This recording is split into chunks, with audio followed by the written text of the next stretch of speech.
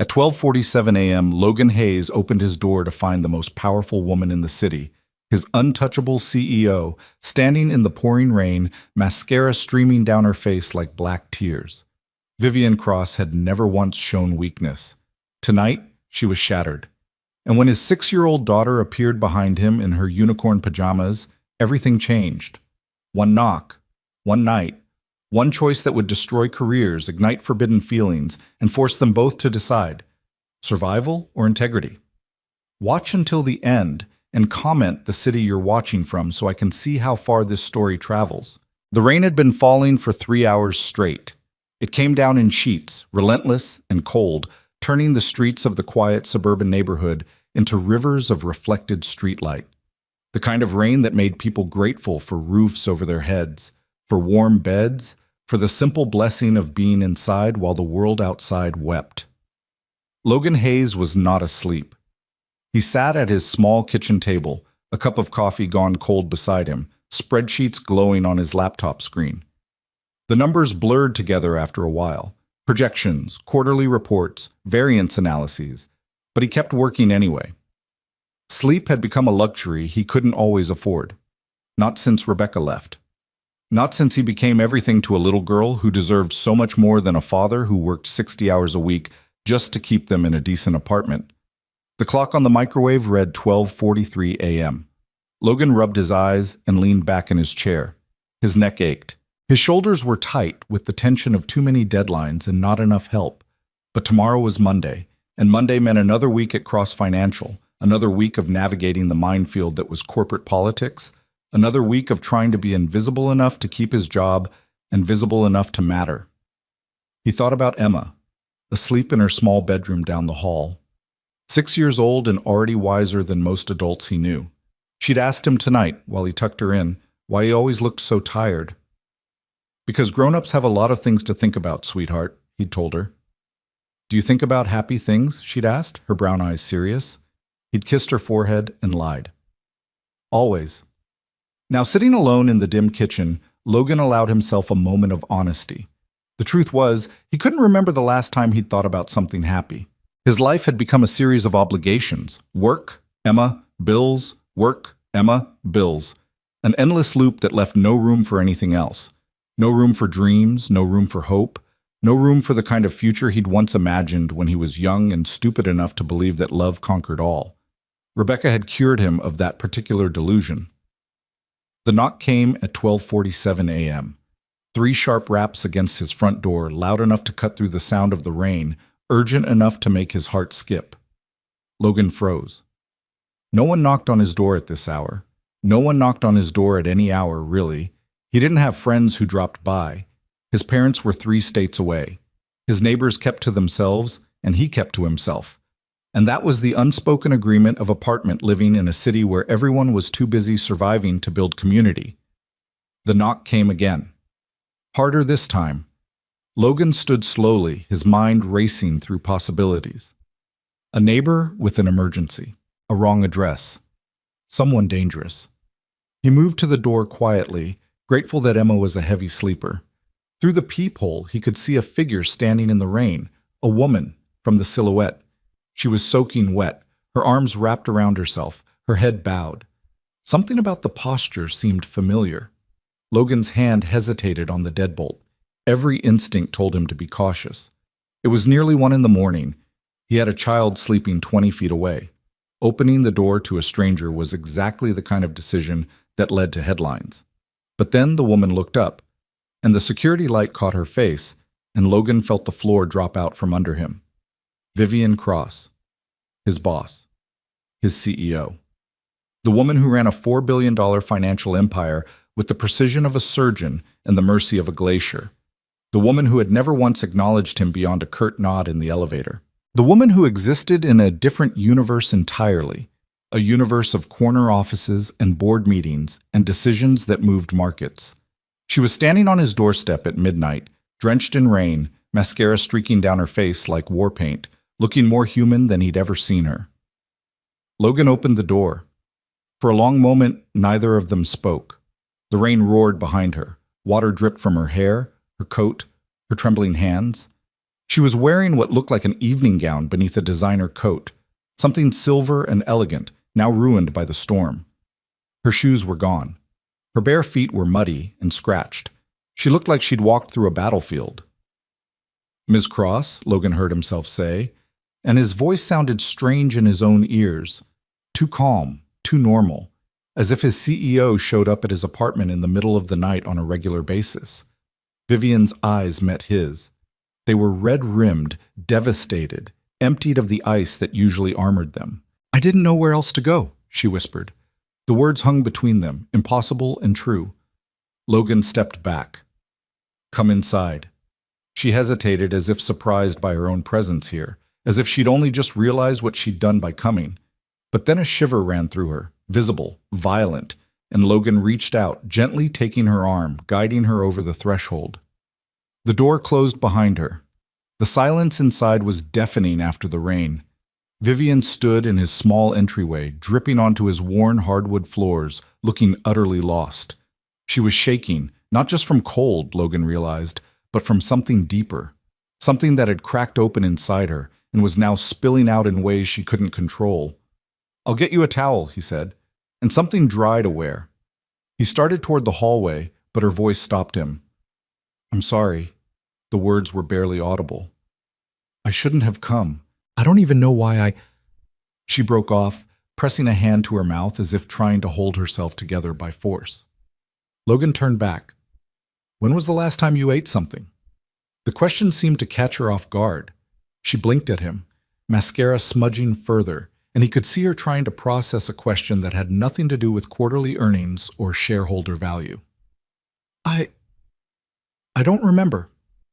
"Okay." Logan nodded, falling back on the only thing he knew how to do: take care of people. "Here's what's going to happen. You're going to sit down before you fall down. I'm going to get you dry clothes and make you something warm. And then if you want to talk, we'll talk. If you don't, that's fine too. But you're not going back out in that storm." Vivian stared at him as if he'd started speaking a foreign language. "Why?" she asked. "Why what? Why would you help me? You don't know me, not really. I'm just your boss. I've never even—" She stopped, something flickering across her face. Shame, maybe, or recognition. Logan held her gaze. "You're a person who showed up at my door in the middle of the night, clearly in trouble. The rest of it doesn't matter right now." For a moment he thought she might argue. Vivian Cross was famous for arguing, for challenging, for cutting people down with precision and walking away without looking back. But tonight, something was different. Tonight, all the walls were down. She nodded once, a small surrender, and let him lead her to the couch. Logan moved quickly and quietly, years of single-parent instincts kicking in. He grabbed towels from the hall closet, found an old college sweatshirt and a pair of sweatpants that would be too big but would have to do, and started heating water for tea. Every motion was practiced, efficient, the muscle memory of someone who had learned to manage chaos without waking a sleeping child. When he returned to the living room, Vivian was sitting exactly where he'd left her, staring at nothing. Water pooled around her feet. Her hands were clasped in her lap, white-knuckled, as if she was holding on to herself to keep from flying apart. "Here." He handed her the towels and clothes. "Bathroom's down the hall on the right. Take your time." She took the bundle without looking at it. "This is surreal," she said quietly. "I keep expecting to wake up." "Bad dream?" A laugh escaped her, harsh, broken. "The worst." Logan didn't push. He just pointed her toward the bathroom and went to the kitchen to make the tea. He was filling 2 mugs when he heard the soft padding of feet behind him. But it wasn't Vivian. "Daddy?" Logan turned to find Emma standing in the kitchen doorway, clutching her stuffed rabbit, her hair a wild tangle of brown curls. She was squinting against the light, still half asleep. "Hey, sweetheart." He moved toward her quickly, crouching down to her level. "What are you doing up?" "I heard voices." Emma rubbed her eyes. "Is someone here?" Logan hesitated. There was no good way to explain this, no way to tell a 6-year-old that the person in their bathroom was his boss, a woman so far above them in every social stratum that her presence here defied logic. Before he could answer, the bathroom door opened. Vivian stepped out, transformed. The ruined evening gown was gone, replaced by Logan's oversized sweatshirt and rolled-up sweatpants. Her face was scrubbed clean of makeup, her hair towel-dried and hanging in damp waves around her shoulders. Without the armor of designer clothes and perfect cosmetics, she looked younger, softer, human. She stopped when she saw Emma. For a moment, no one moved. Emma tilted her head, studying the stranger with the unfiltered curiosity of childhood. Then she looked up at her father. "Daddy, who's the sad lady?" The question hit like a punch to the chest, direct and devastating in the way only children can be. Vivian's expression shifted. Something cracked in her composure, a fissure that spread across her features before she managed to contain it. She seemed to struggle for words. "I'm a friend of your daddy's from work." Emma considered this. "Are you sad because of work?" "Emma," Logan said gently, "it's very late. You need to go back to bed." But his daughter wasn't done. She padded across the kitchen floor in her bare feet, walked right up to Vivian, and looked up at her with solemn brown eyes. "When I'm sad," Emma said, "Daddy makes me hot chocolate with the tiny marshmallows. Do you want tiny marshmallows? They make everything better." Vivian's composure shattered. The tears came suddenly, silently, streaming down her face as she pressed a hand to her mouth. She turned away, shoulders shaking, clearly mortified to be falling apart in front of a child she'd never met. Emma tugged on Logan's sleeve. "Daddy, I think she needs the marshmallows really bad." Logan lifted his daughter into his arms. "You're absolutely right, sweetheart. But first, let's get you back to bed. Can you be brave and go back to sleep while I help our friend feel better?" Emma nodded seriously. "I'll be brave." Then over her father's shoulder as he carried her away, she called out, "Don't worry, sad lady. The marshmallows always work." When Logan returned to the living room, Vivian had composed herself enough to sit on the couch, though her hands were still trembling around the mug of tea he'd left for her. The borrowed clothes swallowed her frame. She looked small, fragile, nothing like the woman who commanded boardrooms and crushed competitors without blinking. Logan sat in the chair across from her. He didn't speak.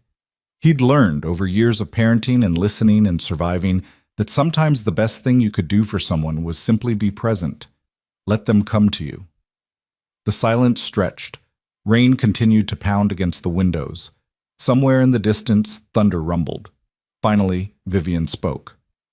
"I got engaged 3 months ago." Logan kept his expression neutral, though the news surprised him. The office rumor mill was usually reliable, but he'd heard nothing about Vivian Cross having a personal life at all, let alone a fiancé. "His name is Marcus. Marcus Chen." Her voice was flat, reciting facts. "We met at a charity gala 2 years ago. He was charming, attentive. My family approved. The board approved. Everything was appropriate." She said the word like a curse. "Tonight was our engagement party. 300 guests. The Waverly Hotel. My mother spent 6 months planning it." Vivian's grip tightened on the mug. "I was so worried about the flowers. Can you believe that? I spent 20 minutes this afternoon arguing with the florist about the shade of white for the centerpieces. 20 minutes. As if it mattered. As if any of it mattered." Logan waited. "I went to find Marcus an hour into the party. He wasn't in the main ballroom. His friends hadn't seen him. I thought maybe he'd gone outside for air. He does that sometimes, when crowds overwhelm him." A bitter laugh. "He told me he found crowds overwhelming. I thought it was endearing. Evidence that underneath the perfect exterior, he was human like me." She looked up, meeting Logan's eyes for the first time since she'd started talking. "I found him in one of the hotel's private lounges. With my best friend. With Naomi." Her voice cracked on the name. They weren't just kissing. It was clear this wasn't new. The way they moved together, the things he was saying to her. This had been going on for a long time. The rain seemed louder in the pause that followed. "I just stood there," Vivian continued, "in my $8,000 dress, with my $300,000 engagement ring, watching my entire future collapse. And do you know what Marcus said when he finally noticed me?" Logan shook his head. He said, "Viv, let's talk about this like adults. Like I was being unreasonable. Like I was the problem." Her jaw tightened.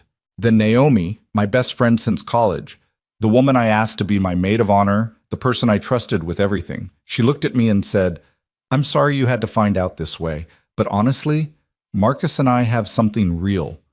You should be happy for us." Jesus. I walked out, didn't say goodbye to anyone, didn't get my coat, just walked. Vivian's voice had gone hollow. "I've been walking for hours, in the rain, in this dress. I lost my shoes somewhere around 10th Street. I didn't even notice until my feet started bleeding." Logan looked down involuntarily. Her feet were tucked beneath her, hidden by the sweatpants, but he remembered the mud and scratches he'd seen at the door. "Why here?" he asked quietly. Not accusatory, just curious. Vivian was silent for a long moment. When she answered, her voice was barely above a whisper. "Because you're the only person who ever told me the truth." Logan's brow furrowed. "What do you mean?" 6 weeks ago. The Meridian acquisition. Vivian set down her mug, hugging her knees to her chest like a child.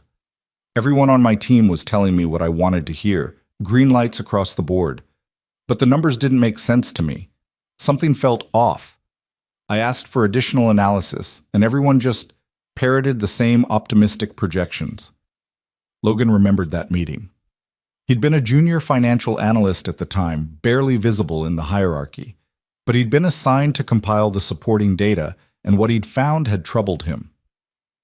"You pulled me into your office," Vivian continued. "I'd never even spoken to you directly before. You were just a name on a report. But I asked you point blank if you thought the acquisition made sense, and you looked me in the eye and said that the projections were built on assumptions that didn't hold up under stress testing," Logan finished. "That if we proceeded, we'd be overpaying by at least 30% and exposing the company to significant liability. Everyone else in that room wanted to impress me. You wanted to tell me the truth, even though it could have cost you your job." "I was terrified," Logan admitted. "I went home that night convinced I'd be fired by morning. Instead, I killed the deal." Vivian's eyes met his. "Saved the company nearly $400 million. And do you know what I noticed about you after that?" Logan shook his head. "You never mentioned it. Never tried to leverage it. Never asked for credit or promotion or anything. You just went back to your cubicle and kept doing your job like nothing had happened." She paused. "I've been watching you ever since. You're the only person in that building who doesn't want anything from me." The confession hung in the air between them. "Everyone wants something from me," Vivian said, her voice cracking. "Marcus wanted my money and my connections. Naomi wanted my life. My board wants my compliance. My family wants my success. And I've given and given and given until there's nothing left. And tonight, when everything fell apart, I realized I didn't have a single person I could call. Not one. Because every relationship I have is transactional. Every single one." She looked at him with devastated eyes. "Except you. You never asked for anything. You just saw me. The real me. For 5 minutes in a boardroom, you treated me like a person instead of a position. And when I was walking in the rain, bleeding and broken and lost, you were the only person I could think of. The only one who might not see showing up at his door as an opportunity or a weakness to exploit." Logan didn't know what to say. He was a single father, a junior analyst, a man who lived paycheck to paycheck and measured success in whether Emma's shoes still fit. The idea that someone like Vivian Cross, someone who could buy his entire apartment building without noticing the expense, would see him as special was beyond comprehension.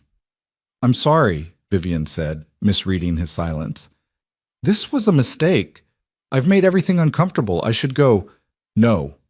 The word came out firm, certain, and it surprised them both.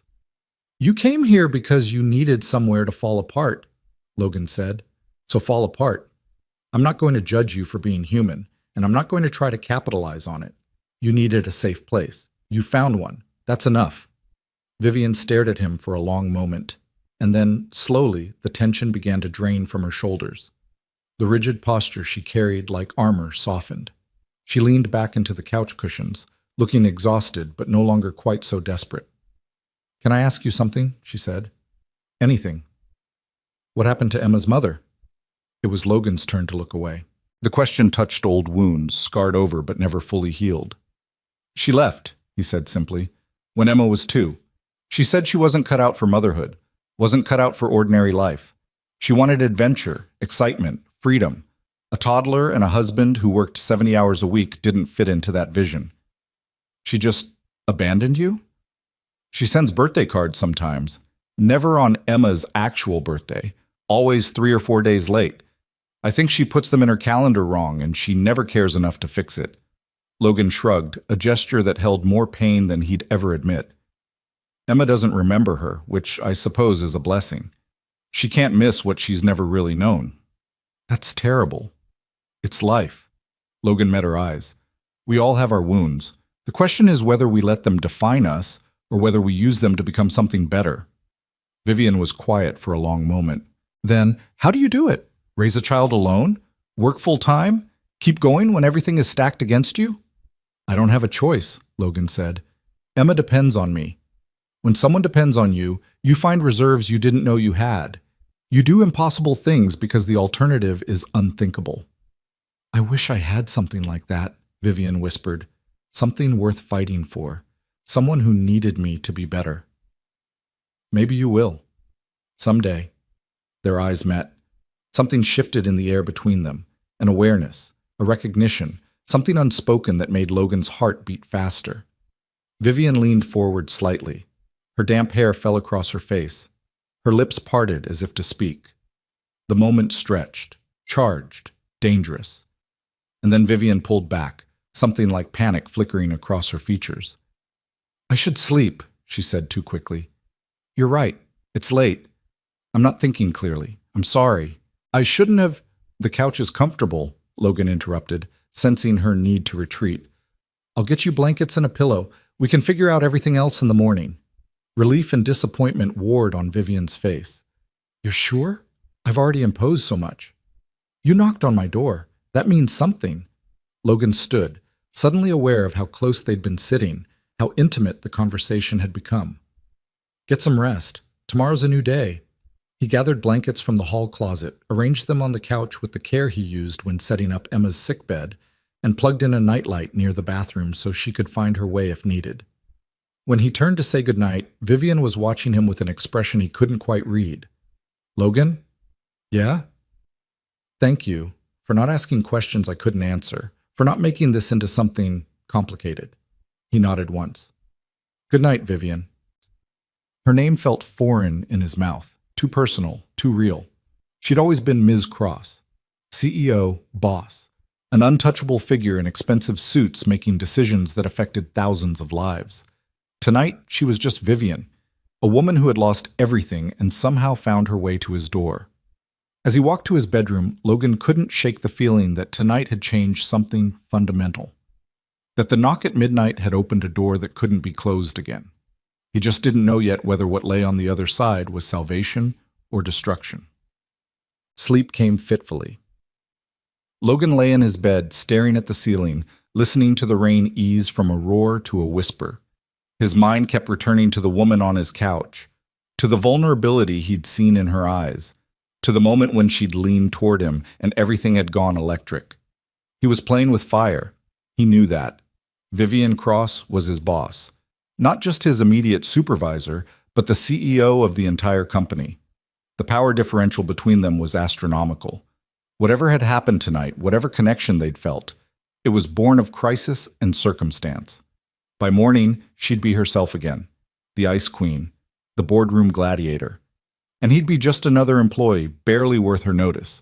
But even as he told himself this, even as he tried to rebuild the walls that had crumbled so quickly, Logan couldn't shake the image of her standing in his doorway, drenched, broken, human. He'd spent 3 years working at Cross Financial, 3 years watching Vivian from a distance, admiring her intelligence, her competence, her ability to command rooms full of powerful men with nothing more than the force of her presence. He'd never thought of her as anything but intimidating. Tonight, he'd seen something else, something real. And it had awakened feelings he'd thought were dead, feelings he'd buried along with his marriage, along with his dreams, along with the version of himself who had believed in love. Dangerous feelings. Around 3 a.m, he heard it, soft crying from the living room, muffled as if she was trying to hide it in a pillow. The sound broke something in him. He didn't go to her. She hadn't asked for comfort. and barging in would only embarrass them both.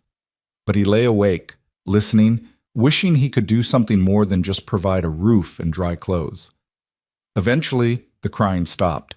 Eventually, the rain stopped too.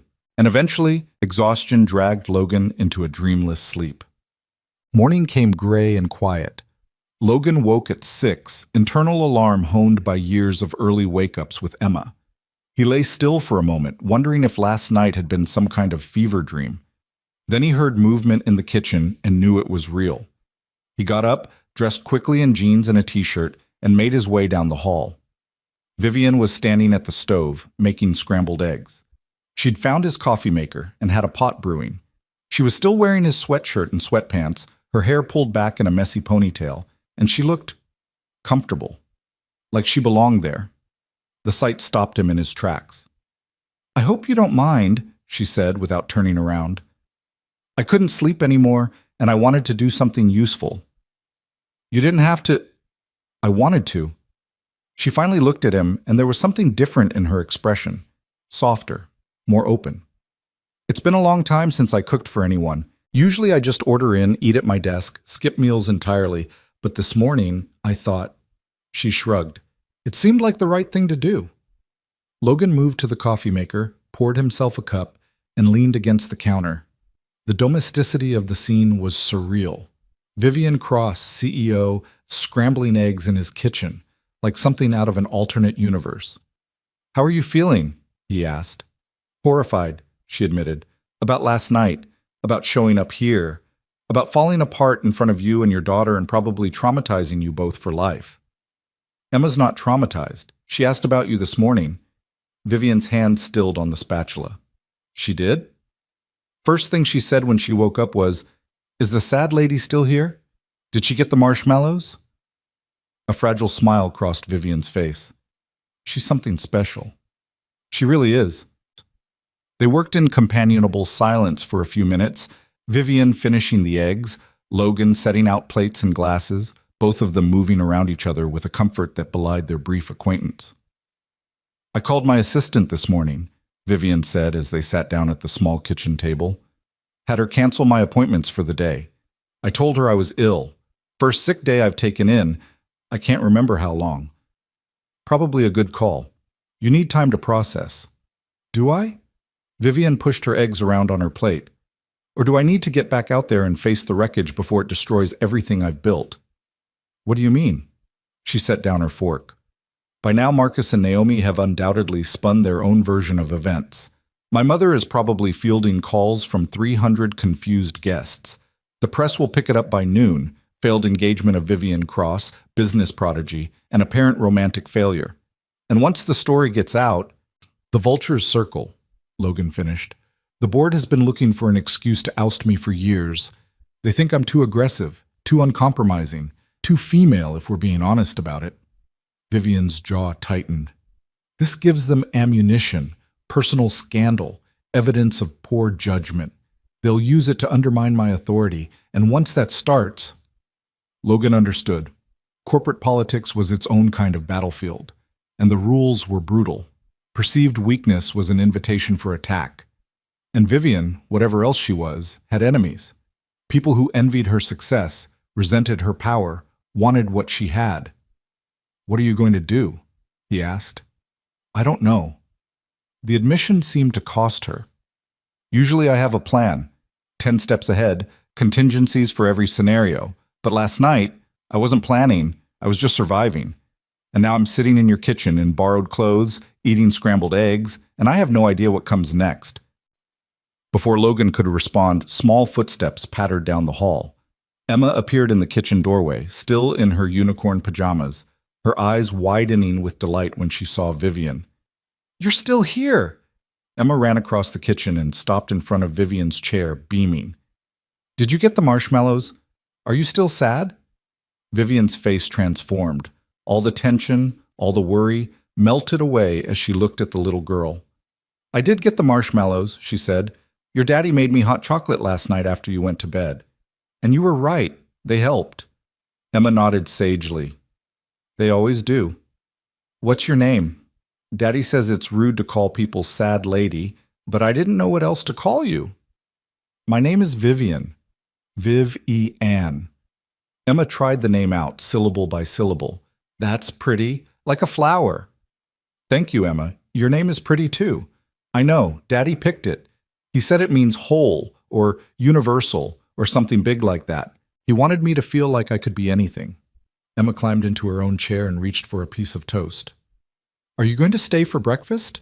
We have the tiny marshmallows. I can show you. Vivian looked at Logan, a question in her eyes. You're welcome to stay, he said. Both of you could probably use the company. And so, in the gray light of a Sunday morning after the worst night of her life, Vivian Cross sat at a worn kitchen table in a tiny apartment, eating breakfast with a single father and his daughter, surrounded by the smell of coffee and eggs, and something that felt dangerously like hope. They didn't talk about the future. They didn't talk about the past. They just existed together, in a moment outside of time. Emma chattered about her school and her friends and her dreams of being a veterinarian astronaut. Because somebody needs to take care of space dogs, Daddy. Vivian listened with genuine interest, asking questions, laughing at the right moments, treating the little girl's fantasies with the respect they deserved. And Logan watched them both, his heart doing something complicated in his chest. This was dangerous. He knew that. This woman was his boss. She was vulnerable. She was going through trauma. Getting attached to her, letting her get attached to his daughter, was a recipe for disaster. But watching Emma reach across the table to show Vivian how to stack tiny marshmallows into a pyramid, watching Vivian's face light up with unguarded joy, Logan couldn't bring himself to stop it. Some moments were worth the risk. The moment shattered at 10:47 a.m., when Vivian's phone buzzed with a message that drained all the color from her face. What is it? Logan asked, seeing her expression change. It started. Her voice was flat, dead. The board has called an emergency meeting for tomorrow morning, and according to my source, they're discussing a vote of no confidence. Based on what? Your engagement falling apart? Based on concerns about leadership stability and personal judgment. Vivian set down her phone, her hands trembling slightly. They're using last night as an excuse, but this has been building for months. They've just been waiting for an opening. Logan's stomach tightened. What happens if they vote you out? They can't fire me outright. My contract has protections, but they can strip my authority, remove me from day-to-day operations, essentially make me a figurehead while they install their own people. Vivian stood abruptly, pacing to the window. Everything I've built, everything I've worked for, gone, because I made the mistake of trusting the wrong people. Emma, sensing the shift in atmosphere, had gone quiet. She looked between the two adults with worried eyes. Daddy, is Vivian sad again? Logan met his daughter's gaze. Sometimes grown-ups have problems that are hard to fix, sweetheart, but it's going to be okay. He wished he believed it. Vivian turned from the window. I need to go. I need to call my lawyers, reach out to board members I trust, get ahead of this somehow. She was already moving toward the door, the warmth of breakfast evaporating as corporate survival instincts kicked in. Thank you for last night, for everything. She stopped, struggling. We saved each other some food, Emma piped up. In case you get hungry later, Daddy said you forgot to eat yesterday. Vivian's composure cracked just for a second. She knelt down to Emma's level. Thank you, Emma. That's very kind. Will you come back for the marshmallows? The question hung in the air. Logan saw Vivian's face flicker through a dozen emotions. Longing, fear, uncertainty, something that looked almost like hope. I'd like that, Vivian said finally. If your daddy says it's okay. Emma turned to Logan with pleading eyes. Daddy, can she come back?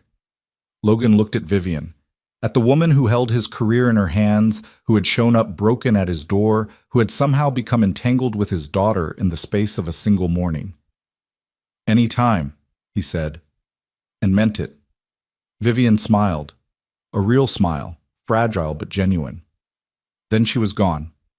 Back into the rainy morning, back to the corporate war that awaited her. And Logan stood in his doorway with his daughter's hand in his, wondering what the hell he'd just gotten himself into. The rest of Sunday passed in a haze. Logan went through the motions, playing with Emma, doing laundry, preparing for the week ahead, but his mind kept returning to Vivian, to the way she'd looked in his borrowed clothes, to the sound of her crying at 3 in the morning, to the moment at breakfast when she'd laughed at one of Emma's jokes and he'd felt something shift in the universe. He told himself it meant nothing.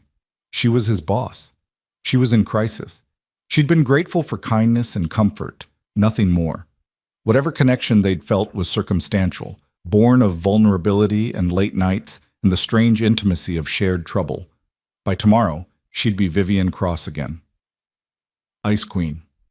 CEO. Untouchable. And he'd be Logan Hayes, single father, junior analyst, nobody. But even as he repeated this to himself, even as he tried to build walls against the feelings threatening to overwhelm him, Logan couldn't shake the memory of her standing in his doorway, drenched, broken, looking at him like he was the only solid thing in a world that had turned to quicksand. That night, after Emma was asleep, Logan sat alone in his kitchen and allowed himself one moment of honesty. He didn't want Vivian Cross to be untouchable anymore. He wanted her to keep coming back for the marshmallows. Monday morning arrived with ruthless efficiency. Logan dropped Emma at school, kissing her forehead and promising to pick her up on time. Then he drove to Cross Financial, his stomach tight with anxiety he couldn't name. The building was buzzing when he arrived, the kind of energy that meant something big was happening. Whispered conversations in hallways, clusters of people checking their phones, sidelong glances that stopped when anyone approached. Logan made his way to his cubicle, trying to ignore the stares, but by 9 o'clock it was clear he couldn't avoid the storm. Did you hear? His coworker Melissa appeared at his desk, eyes wide with barely contained excitement. The board called an emergency meeting this morning. Vivian Cross is on the chopping block. Logan kept his face neutral. What happened? Some kind of scandal at her engagement party. The fiancé cheated on her or something. It's all over the society pages. Melissa leaned closer, lowering her voice. Between you and me, I always knew she'd crack eventually. No one can be that perfect. She had to be hiding something. It took every ounce of self-control Logan possessed, not to defend Vivian. Not to tell Melissa that perfect wasn't the same as invulnerable. That the woman everyone gossiped about had sat in his kitchen eating eggs with his daughter, that she was human in ways this building would never understand. Instead, he just nodded and turned back to his screen. The day crawled by in a fog of tension.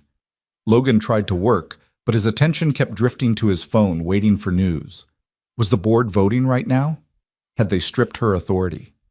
Was Vivian okay? At 2 o'clock, his direct supervisor appeared at his cubicle. Hayes, boardroom, now. Logan's blood ran cold. What? Why? I don't ask questions. I deliver messages. Move. The walk to the executive floor felt endless. Logan's mind raced through possibilities, each worse than the last. Had someone seen Vivian at his apartment? Were there security cameras he hadn't noticed? Was he about to be fired for inappropriate conduct with the CEO? The boardroom doors opened, and nothing could have prepared him for what he found inside. 12 board members sat around the massive conference table. At the head, in the CEO's chair, sat Harold Morrison, Vivian's chief rival on the board, a man whose ambition was legendary and whose ethics were questionable at best. Vivian was nowhere to be seen. Mr. Hayes? Morrison gestured to an empty chair. Please, sit down. Logan sat, every sense on high alert. I assume you're wondering why you're here, Morrison continued. Let me be direct. We're aware of your role in stopping the Meridian acquisition last year. Your analysis was impressive. It demonstrated judgment and integrity that we value highly. Thank you, sir. We're also aware that you have a relationship with Vivian Cross. Logan's heart stopped. We're not here to interrogate you about the nature of that relationship, Morrison said, holding up a hand. What executives do in their personal time is their own affair, so to speak. But we do need to discuss its implications. Another board member, Karen Whitfield, Chief Financial Officer, spoke up. As of this morning, Vivian Cross has been placed on administrative leave pending a review of her leadership. This is standard procedure when questions arise about an executive's judgment or stability. With Ms. Cross temporarily removed, we need someone to step into several key roles, Morrison continued. Someone with financial acumen, someone with proven integrity, someone the CEO, former CEO, trusts. The room waited. Logan felt sick. We'd like to promote you, Mr. Hayes, Morrison said. Effective immediately. You'll be moved to a senior analyst position with executive access and significantly increased compensation. Consider it a reward for your good work. Something about the offer felt wrong. Too smooth, too convenient. What exactly would you need from me? Logan asked carefully. Morrison smiled. It didn't reach his eyes. Simply your cooperation, your insights into the company's operations, and perhaps, he slid a document across the table, your signature on a few routine statements. Logan picked up the document. As he read, his blood turned to ice.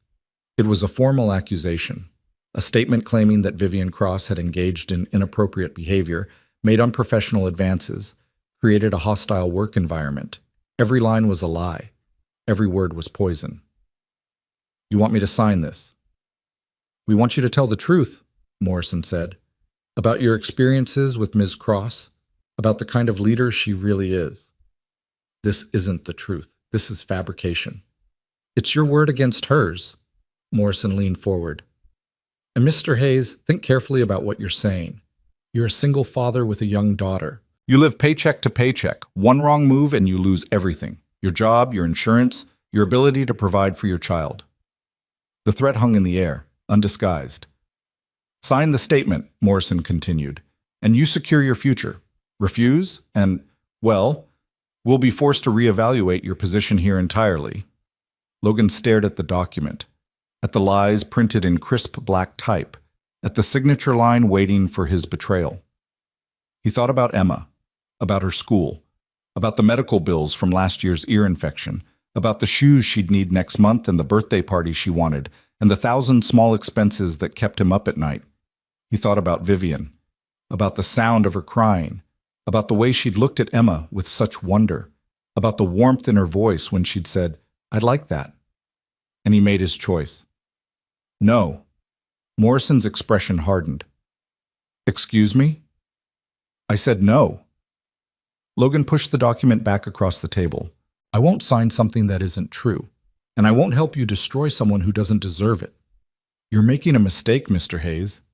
Maybe, Logan stood up, but at least I'll be able to look my daughter in the eye tomorrow. He walked out of the boardroom without looking back, and as the doors closed behind him, he knew that everything was about to change. The elevator doors closed behind Logan, and for a long moment he simply stood there, watching the numbers descend, feeling the weight of what he'd just done settle into his bones. He had refused the board.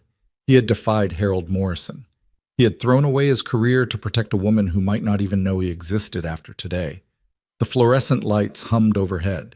His reflection stared back at him from the polished metal doors, pale and tired and somehow more alive than he'd felt in years. When the elevator reached the ground floor, Logan walked straight to his car. He couldn't go back to his cubicle. Couldn't sit there pretending to work while the board plotted their next move. Couldn't face Melissa's gossip or his supervisor's suspicious glances or the suffocating weight of corporate politics. He drove without thinking, muscle memory guiding him through familiar streets until he found himself parked outside Emma's school. It was only 2:30. Pickup wasn't until 3:15. But he sat there anyway, watching children play through the chain-link fence, letting the sight of their innocent joy wash over him like a balm. What had he done? The question repeated itself over and over as he watched a little girl chase a soccer ball across the playground. He had just torpedoed his entire career. He had made an enemy of one of the most powerful men in the company. He had chosen integrity over survival, and while that sounded noble in theory, Noble didn't pay the rent. Noble didn't cover Emma's school fees. Noble didn't put food on the table or keep the lights on or provide the stability his daughter needed. His phone buzzed. Unknown number. Logan stared at it for a long moment before answering. Hello? Mr. Hayes? A woman's voice, crisp and professional. Please hold for Ms. Cross. His heart stuttered. A click, a pause, and then, Logan. Her voice was different than it had been yesterday, stronger, more controlled, but underneath the professional veneer, he could hear something fragile, something that remembered standing in his kitchen with tiny marshmallows and borrowed sweatpants. I heard what happened in the boardroom, Vivian said.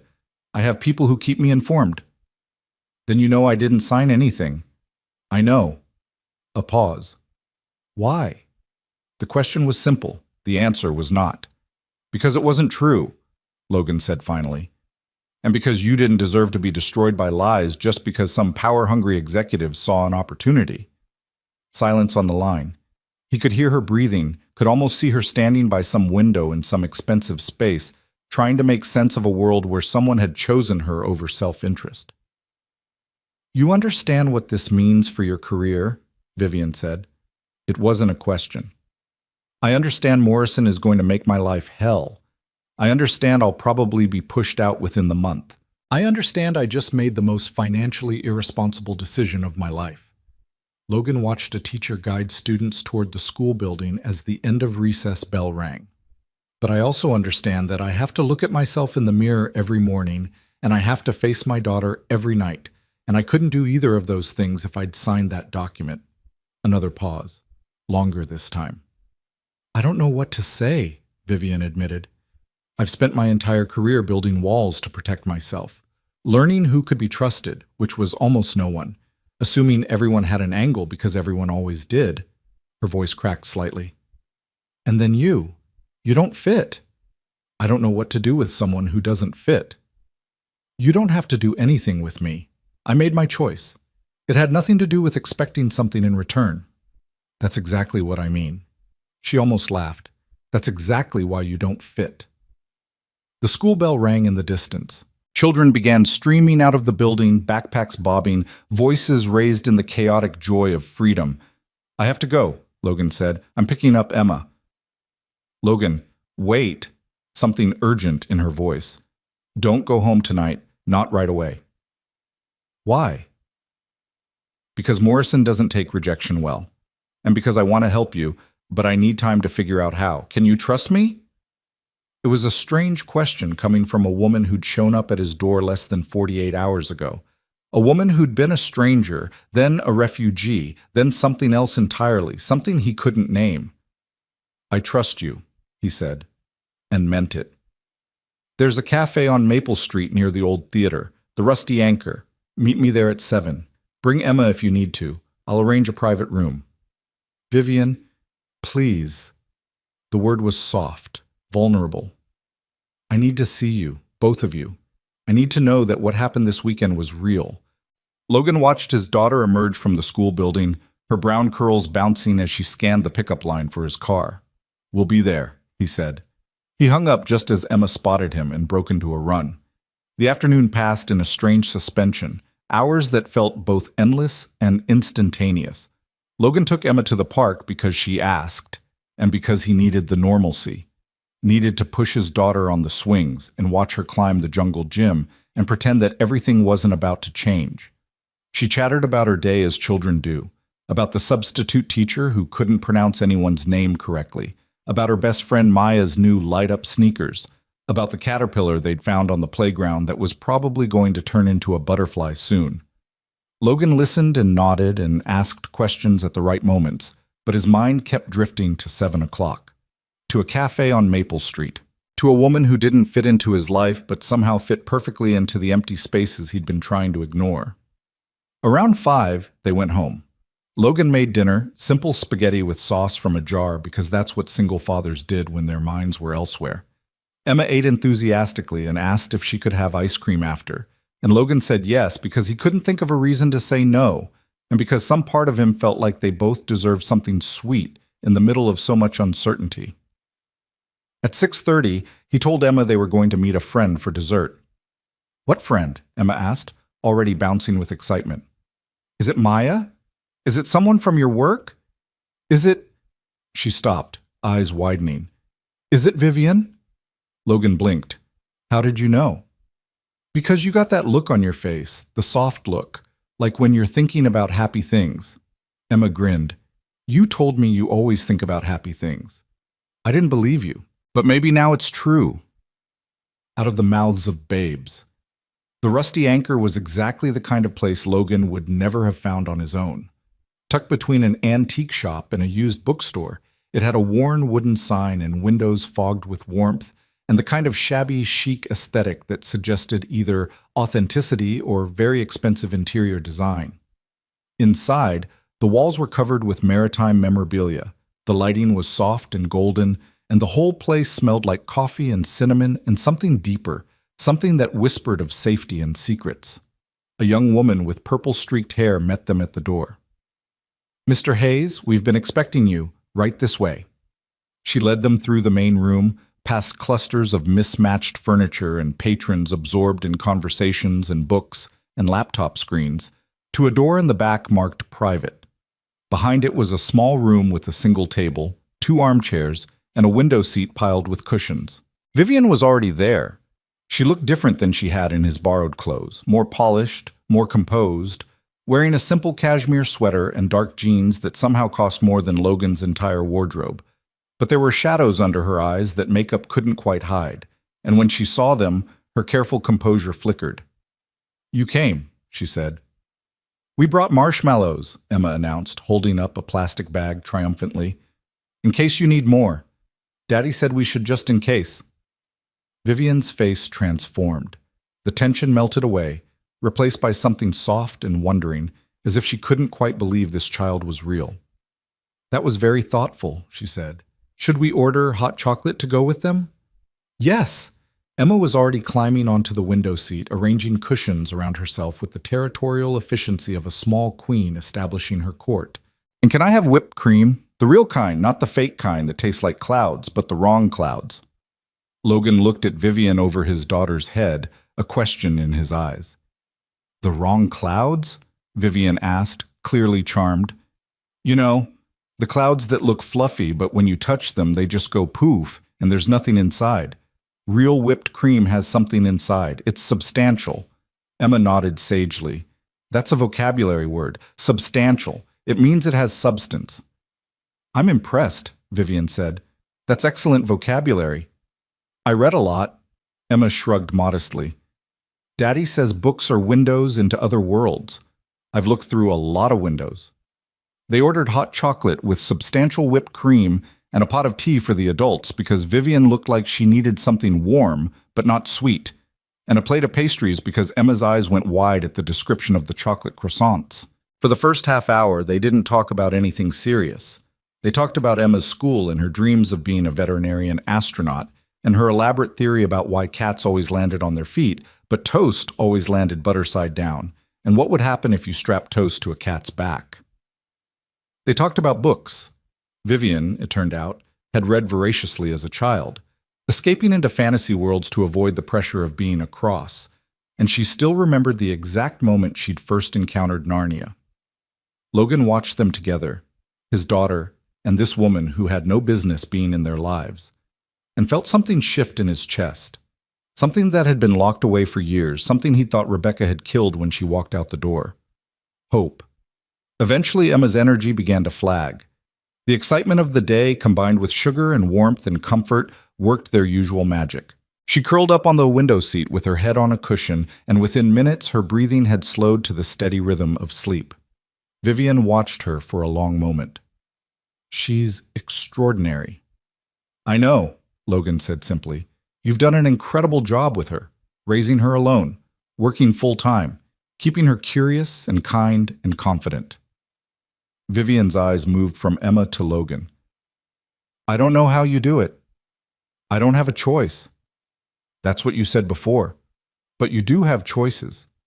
You could have taken shortcuts, could have parked her in front of a television instead of reading to her, could have let her become bitter or scared after her mother left. Instead, you gave her this." She gestured at the sleeping child, this wholeness, this trust in the world. Logan didn't know how to respond to that. He wasn't used to being seen this clearly, wasn't used to someone acknowledging the invisible labor of single parenthood. "What happened after I left the boardroom?"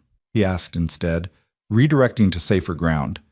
"You said Morrison doesn't take rejection well." Vivian's expression hardened. "After you walked out, he apparently went on quite a rant, called you naive, foolish, ungrateful, said you'd regret your decision by the end of the week." "I don't doubt it." He also put out some feelers, discreet inquiries about your personal life, your finances, your vulnerabilities. Vivian's voice was steady, but he could see anger flickering beneath the surface. "He's looking for leverage, something to force you to change your mind, or failing that, something to discredit you entirely. Let him look. Logan met her eyes. I've got nothing to hide. Everyone has something to hide, Logan. That's the first lesson of corporate warfare. The question is whether it's worth exploiting. And what's worth exploiting about a single dad with a small apartment and a mountain of student loans? Vivian was quiet for a moment. Then, Emma. The word hit like a punch to the chest. He wouldn't, Logan said, but even as he spoke, he knew it was naive. Of course Morrison would. Men like him didn't recognize lines, only obstacles. He would threaten to. Make noise about your fitness as a parent, your work hours, your inability to provide proper supervision. It wouldn't hold up in court. You're an exemplary father, but the threat alone might be enough to make you reconsider. Vivian leaned forward. That's why I asked you to come here tonight. That's why I needed to see you. Because I refused to let him use your daughter as a weapon against you. What are you planning? I'm planning to fight, not just for myself, but for everyone Morrison is trying to destroy on his way to the top. Vivian's jaw tightened. But I need to know something first. I need to know if what happened between us this weekend, if it means what I think it means. Logan's heart rate accelerated. What do you think it means? I think it means I knocked on your door because some part of me recognized that you were safe, that you were different, that in a world full of people who wanted things from me, you were the one person who only wanted me to be okay. Vivian's voice dropped to barely above a whisper. I think it means I fell asleep on your couch listening to the rain and felt more peaceful than I have in years. I think it means I woke up this morning and my first thought was of you, and my second thought was of Emma, and my third thought was terror because I don't know how to want things for myself anymore. The confession hung in the air between them, heavy with implications. I don't know what this is, Vivian continued. I don't know if it's real or if I'm just clinging to kindness because I've been starving for it. I don't know if I'm capable of the kind of relationship you deserve, the kind that requires vulnerability and trust, and showing up day after day. I've never done that. I've never let anyone close enough to hurt me. A bitter laugh. Look how well that worked out. Vivian, let me finish, please. She took a breath. What I know is that you matter to me, in a way I didn't expect and don't entirely understand. And I know that I want to protect you, both of you, from the consequences of my chaos, but I don't know how to do that without... She trailed off, unable to finish. Without what? Without losing myself in you. Her eyes glistened in the low light. Without becoming someone who needs you so much that I forget who I am without you. I've seen that happen. I've watched strong women dissolve into their relationships, lose their edges, become shadows of themselves. I can't do that. I won't. I would never ask you to. You wouldn't have to ask. That's the danger. Vivian looked at him with something like desperation. You're good, Logan. You're genuinely good. And good is addictive for someone who's spent her whole life surrounded by people who only pretended. Logan leaned forward, closing some of the distance between them. Can I tell you what I know? She nodded, barely breathing. I know that 48 hours ago, I thought I understood my life. Work, Emma, survival, repeat. That was it. That was all there was going to be forever, until I died or retired or both. He held her gaze. Then you knocked on my door, and something I thought was dead woke up, something I'd buried when Rebecca left, something that whispers about possibility and hope and a future that's different from the present. Logan, I know this is complicated. I know you're my boss, or were my boss, or might be again. I know there are 1,000 reasons why this is a terrible idea. I know I have a daughter to protect and a career to salvage, and absolutely no business falling for someone who lives in a different universe. He reached across the table and took her hand. It was trembling. But I also know that you showed up at my door and I let you in, and something happened. Something real. And I'm not willing to pretend it didn't. Vivian stared at their joined hands, her fingers curled around his, tentative but unmistakable. What are you saying? I'm saying I want to find out what this is. Carefully. Slowly, without pressure or expectations. I'm saying that whatever happens with Morrison, whatever happens with the board, whatever happens with your career or mine, I want to face it knowing that I was honest about how I feel. And how do you feel?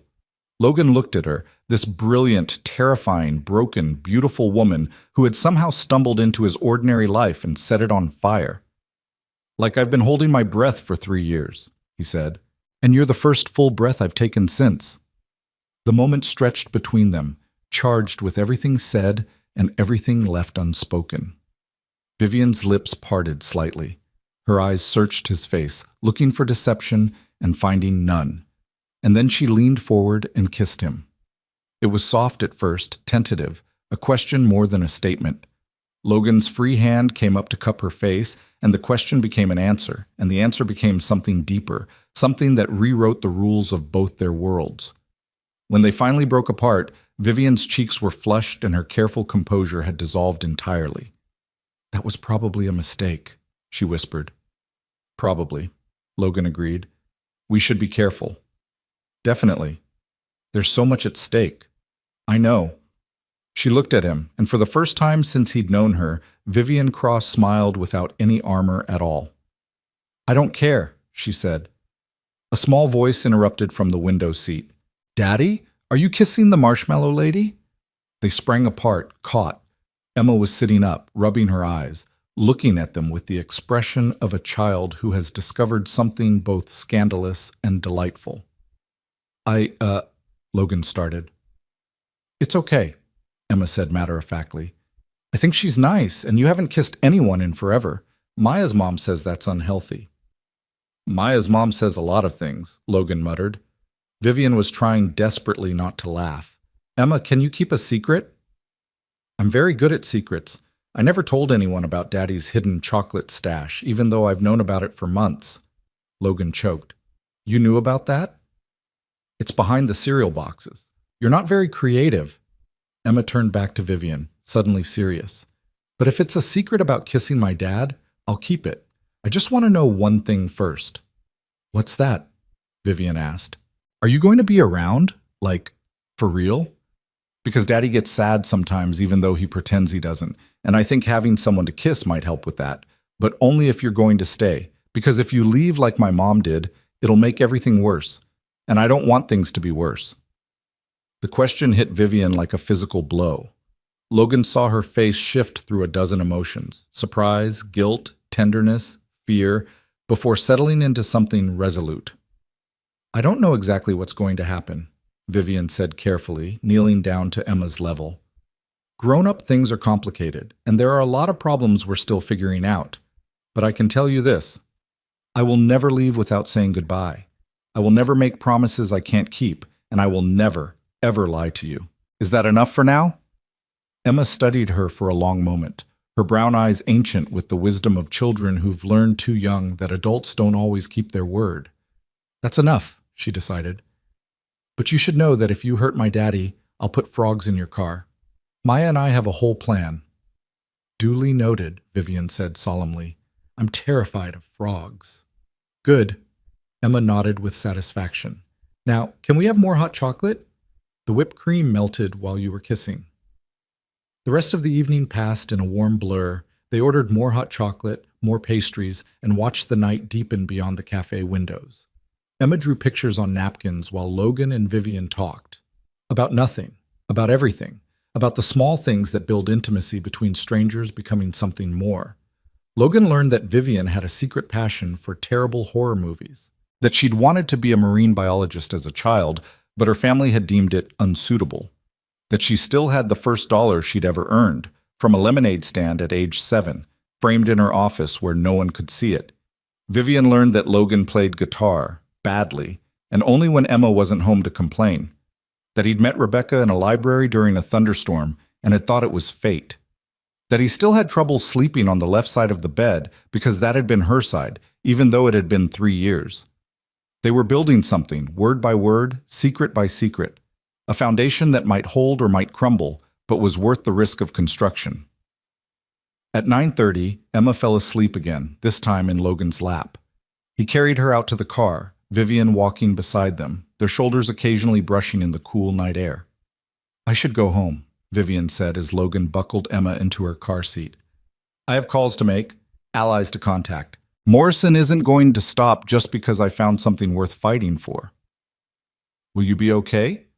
She turned to face him, streetlight catching the planes of her face. I don't know, but I know I'll be better than I was 3 days ago. And I know I'll keep being better as long as this, she gestured between them, is real. It's real, Logan said. Vivian stepped closer. Then I'll be okay. She kissed him again, briefer this time, but no less meaningful. I'll call you tomorrow. We need to talk strategy. Morrison's not the only one who knows how to play corporate chess. She walked away, her heels clicking on the pavement, disappearing into the darkness with the confidence of a woman who had remembered how to fight. Logan watched until she was gone. Then he got in the car, looked at his sleeping daughter in the rearview mirror, and drove home feeling lighter than he had in years. The lightness lasted until Tuesday morning. Logan woke to his phone buzzing with an urgency that immediately set his nerves on edge. 3 missed calls from numbers he didn't recognize, 2 voicemails, a text from Melissa that just said, "Oh my God, check the news." He checked the news. The headline hit like a sledgehammer. Cross Financial CEO implicated in misconduct scandal. Board demands resignation. The article was worse. Anonymous sources had leaked a story that painted Vivian as an unstable, vindictive leader who had allegedly harassed subordinates and engaged in inappropriate relationships with employees. The language was careful, lots of allegedly and sources say, but the implication was clear. Morrison had moved faster than expected. Logan's phone buzzed again. This time, it was a number he recognized. "Tell me you've seen it," Vivian said without preamble. "I've seen it. It's all lies, every word. Morrison must have planted it last night. He has contacts at half the papers in the city." Her voice was tightly controlled, but Logan could hear the edges fraying. "They're calling an emergency board meeting this afternoon. They want my resignation by end of business today." "What are you going to do?" "Fight." "But Logan," she hesitated. "One of the anonymous sources claims to be an employee I had an inappropriate relationship with. They haven't named names yet, but if they dig, if they find out about this weekend, we haven't done anything wrong. It doesn't matter what we've done. It matters what they can make people believe." Vivian's breath came harsh through the phone. "I'm so sorry. I've dragged you into this. You and Emma, you were supposed to be safe, and I've painted a target on your back." "You didn't paint anything. Morrison did, and we're going to make him regret it." A pause. "We?" "I told you. Whatever happens, we face it together. That wasn't just pillow talk, Vivian. I meant it." Silence on the line, then softly, "I don't deserve you." "Yes, you do. You deserve someone who chooses you when it's hard, not just when it's easy. Now tell me what you need." What she needed was time. Time to contact her lawyers, to rally her allies on the board, to prepare a counteroffensive. Time that Morrison was actively trying to deny her. Logan went to work anyway. Not because he thought he could do anything useful, but because staying home would look like guilt. He sat at his desk, fielded curious looks from coworkers, and waited for the axe to fall. It fell at 11:30. "Hayes!" His supervisor's voice was cold. "HR, now!" The walk to human resources felt like a march to execution. Every step echoed in the sudden silence of the floor. Every eye followed him with the avid curiosity of spectators at a disaster. The HR director was waiting with 2 security guards. "Mr. Hayes, we've received some concerning information about your relationship with Ms. Cross. Given the current situation, we're going to need you to surrender your badge and company laptop. You're being placed on administrative leave pending a full investigation." Logan kept his face neutral. "On what grounds?" "The nature of your relationship with the CEO is being reviewed for potential conflicts of interest and violations of company policy." "There is no relationship to review. Ms. Cross and I have had exactly one personal interaction, when she happened to be in my neighborhood and stopped by to discuss a work matter." The lie tasted bitter, but it wasn't entirely false. They had discussed work, eventually. "That's not the information we've received," the HR director said. "Regardless, until the investigation is complete, you're not to enter company premises or contact any employees." "What about my projects? My files? I have active work that—" "Your assignments will be reassigned. Security will escort you to collect your personal belongings." 10 minutes later, Logan was standing on the sidewalk outside Cross Financial with a cardboard box of desk photos and personal items. His badge was gone. His access was revoked. 3 years of work, of climbing, of surviving, erased in a single morning. He called Vivian. Voicemail. He called again. Voicemail. He was about to call a third time when his phone buzzed with a text from an unknown number. Ms. Cross is currently in an emergency board meeting. She asked me to tell you that she's fighting for both of you. Stay strong. J. Probably Janet, Vivian's assistant, the same woman who'd transferred his call yesterday. Logan got in his car and drove to Emma's school. He sat in the parking lot for 20 minutes, trying to process what had happened, trying to figure out what came next. The world had tilted on its axis, and he was still trying to find his footing. His phone buzzed again. Another unknown number. Mr. Hayes, my name is Deborah Chen. I'm a reporter with the Tribune. I'm working on a story about Vivian Cross and her alleged misconduct. I understand you may have information relevant to... Logan hung up. 3 more reporters called in the next hour. He stopped answering. At 3:15, he picked up Emma from school, plastering a smile on his face that felt like a mask. She chattered about her day, oblivious to the chaos swirling around her father, and Logan was grateful for her innocence. Grateful that at least one person in his life still saw him as just daddy, not as a pawn in someone else's game. They went home. Logan made dinner. Emma did homework.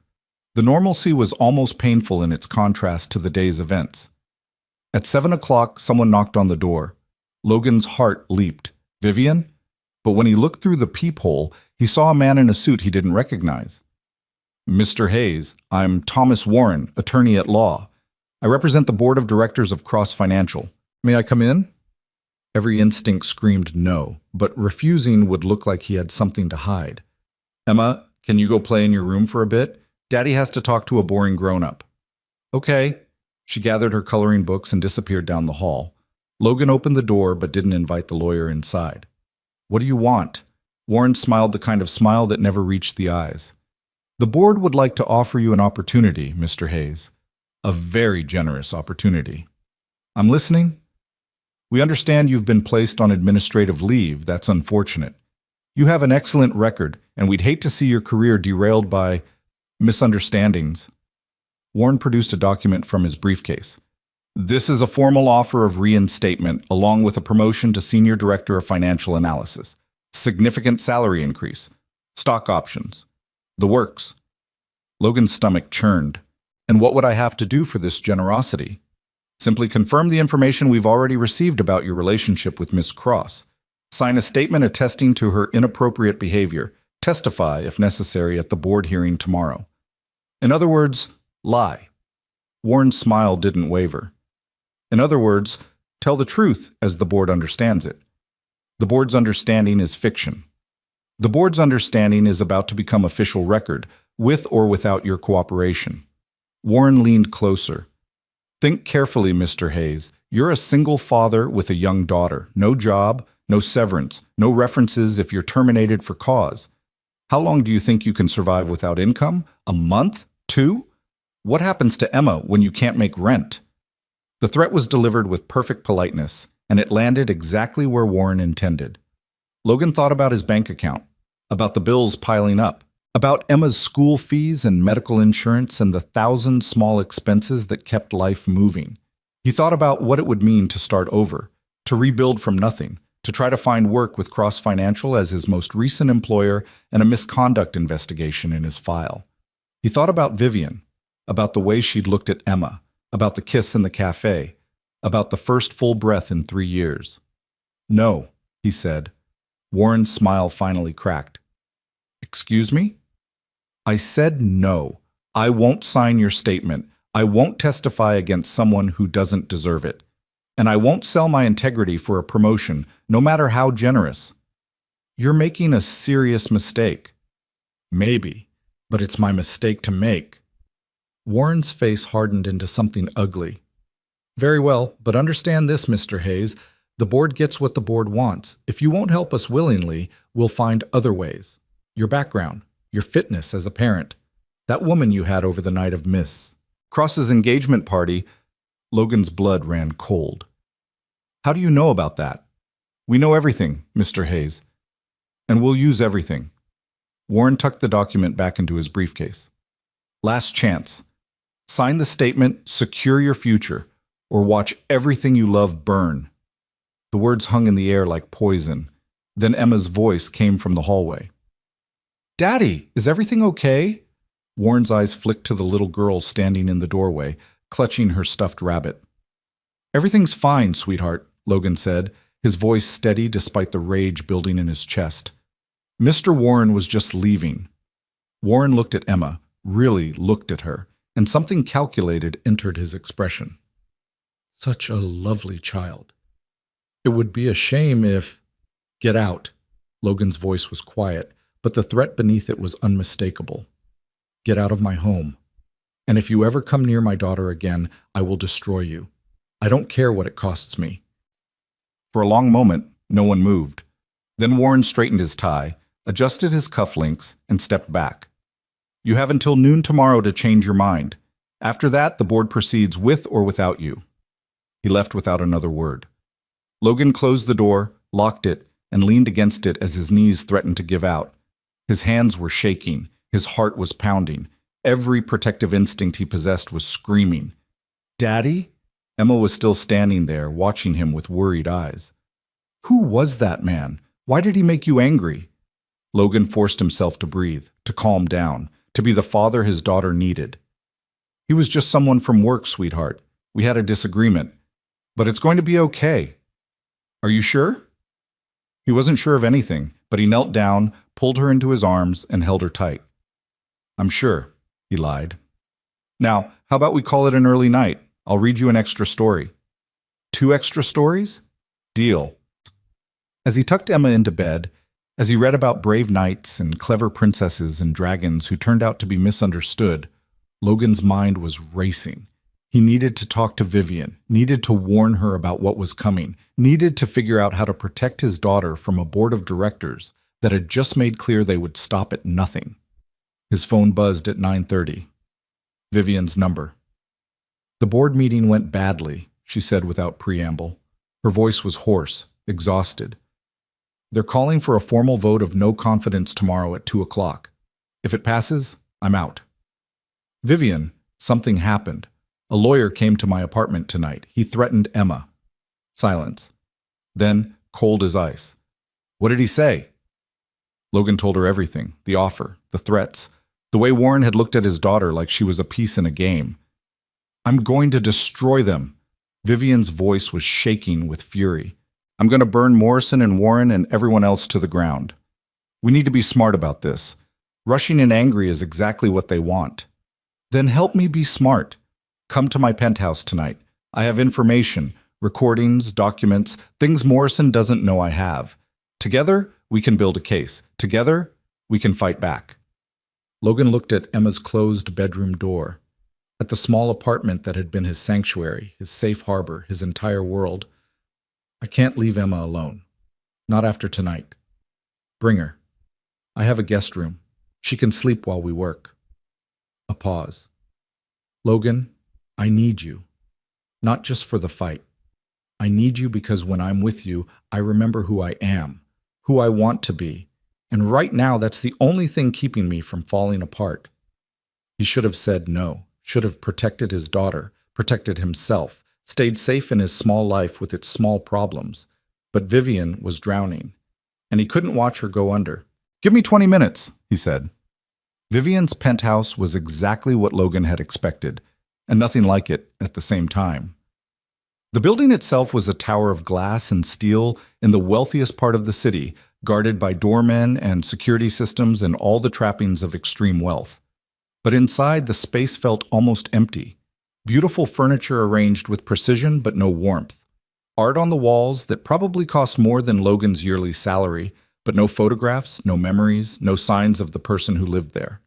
Emma, drowsy and confused about the late-night adventure, was tucked into a guest bed that was bigger than Logan's entire bedroom. She fell asleep within minutes, clutching her rabbit, oblivious to the world burning around her. Vivian led Logan to her home office, where documents covered every surface and multiple laptops displayed spreadsheets and emails and things that looked like security footage. "I've been gathering evidence for months," she said. "Not against the board specifically. I just knew that trust was a liability in my position. I recorded calls, saved emails, documented everything." She pulled up a video file. "This is Morrison 6 months ago bribing a city councilman to approve zoning for a project that benefited his personal investments. This, another file, is Warren, the lawyer who threatened your daughter, advising a client to commit securities fraud." Logan stared at the screen. "This is incredible. Why haven't you used it?" "Because I was waiting for the right moment, waiting until I had enough to bring them all down at once." Vivian's expression was grim. "They accelerated the timeline. I'm not ready, but I have to try." They worked through the night, organizing evidence, building a presentation, crafting a counter-narrative. Logan's financial analysis skills proved invaluable. He could see patterns Vivian had missed, connections between seemingly unrelated transactions, a web of corruption that extended far beyond Morrison himself. By 4 a.m, they had something. Not a guaranteed victory, but a fighting chance.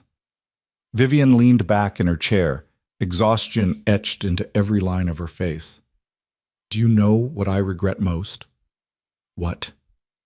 "That I didn't find you sooner. That I spent years surrounded by people like Morrison and Warren, people who saw me as a means to an end, when someone like you was there all along."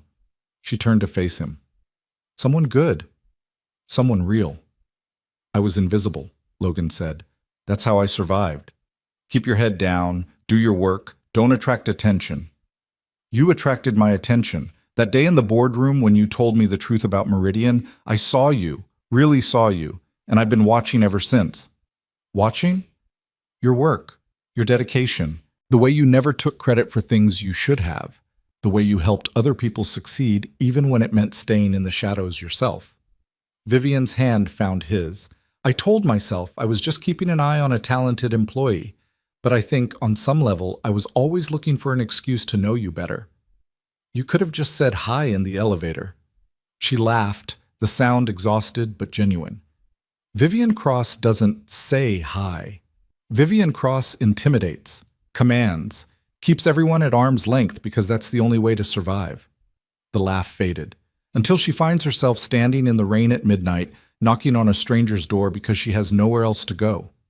Logan squeezed her hand. "You're not alone anymore." "I know." She leaned toward him, and her forehead came to rest against his. "That's the terrifying part." They stayed like that for a long moment, breathing the same air, sharing the same space. Then Vivian pulled back. "The board meeting is in 10 hours. We should try to sleep." "You take the bed. I'll stay with Emma."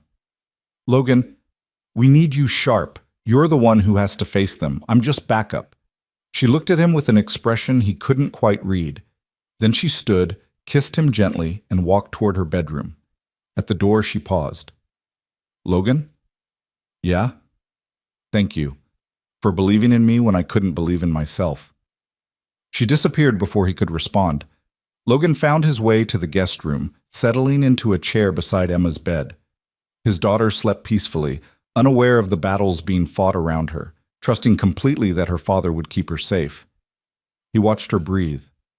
He thought about Warren's threat. He thought about the vote happening in 10 hours, about Vivian's evidence, about the fragile hope they'd built together. And somewhere in the exhaustion and the fear and the impossible choices, Logan made a decision. Tomorrow, he was going to fight.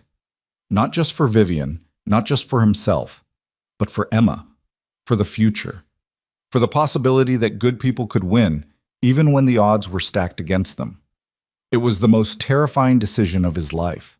He made it anyway. Morning came too soon, slicing through the floor-to-ceiling windows of Vivian's penthouse like a blade. Logan woke with a stiff neck and a racing heart, momentarily disoriented by the unfamiliar surroundings before the weight of the day crashed back over him.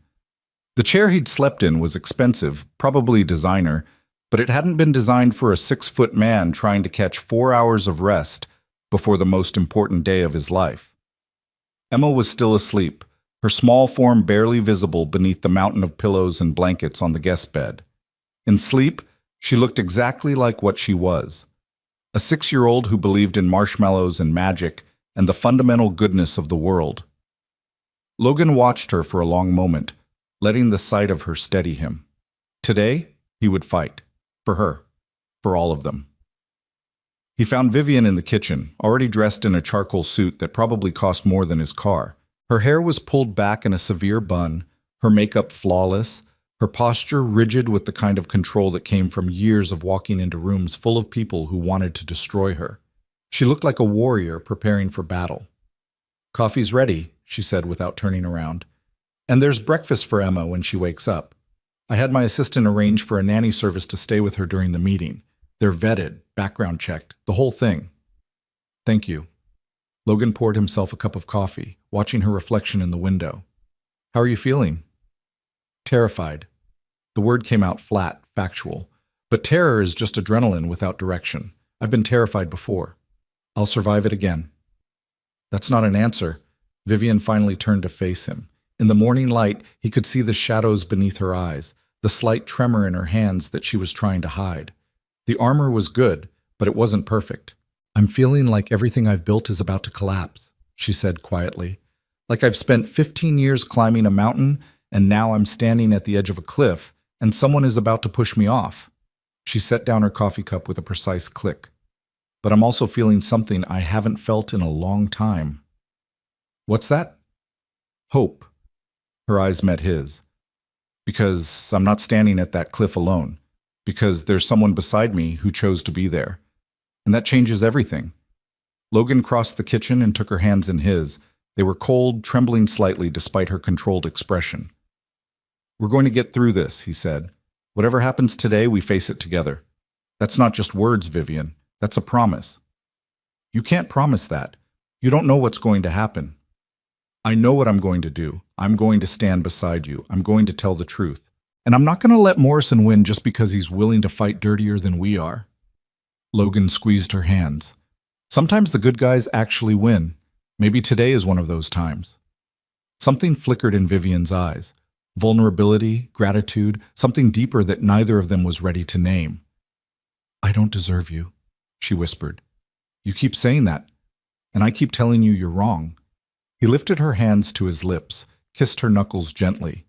"Now, let's go save your company." The board meeting was scheduled for 2 o'clock in the main conference room on the 47th floor of Cross Financial Tower. By the time Logan and Vivian arrived at 1:30, the building was already buzzing with tension. Employees whispered in hallways. Security guards stood at attention.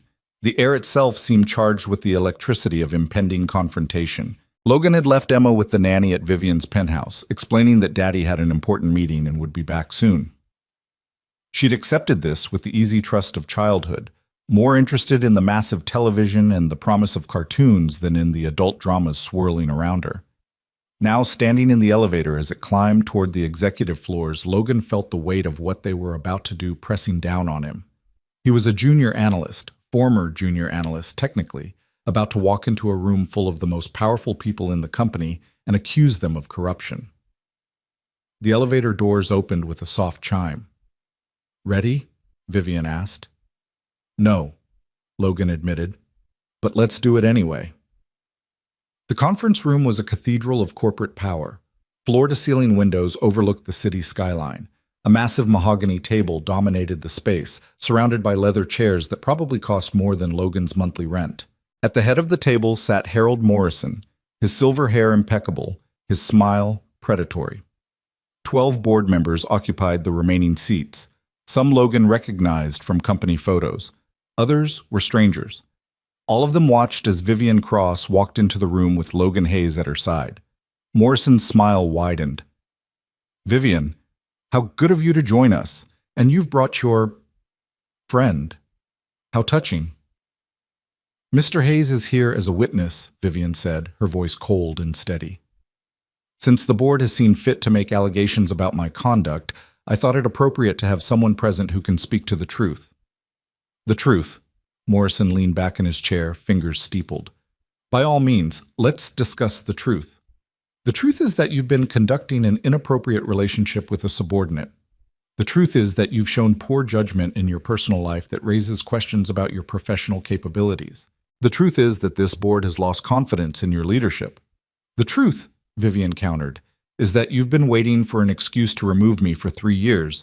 The truth is that my engagement falling apart gave you the opening you needed. And the truth is that you've manufactured evidence and threatened witnesses to build a case that has no basis in reality. Murmurs rippled around the table. Morrison's smile didn't waver, but his eyes hardened. Serious accusations, Vivian. I hope you have evidence to support them. I do. Vivian pulled a tablet from her briefcase and connected it to the room's display system. Over the past 18 months, I've documented numerous instances of misconduct by members of this board. Bribery, securities fraud, insider trading, misuse of company funds. The evidence is comprehensive, verified, and damning.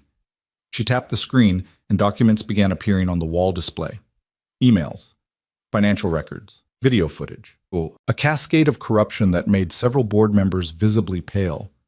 This is outrageous, Morrison sputtered. You can't possibly what? Protect myself? Prepare for the day when my enemies would try to destroy me? Vivian's voice was ice. You taught me that, Harold. You taught me that trust is weakness and preparation is everything. I learned the lesson well. Logan watched the board members' faces as the evidence mounted. Some looked shocked. Others looked guilty. A few, Karen Whitfield among them, looked almost relieved, as if they'd been waiting for someone to finally expose what they'd known but hadn't dared to challenge.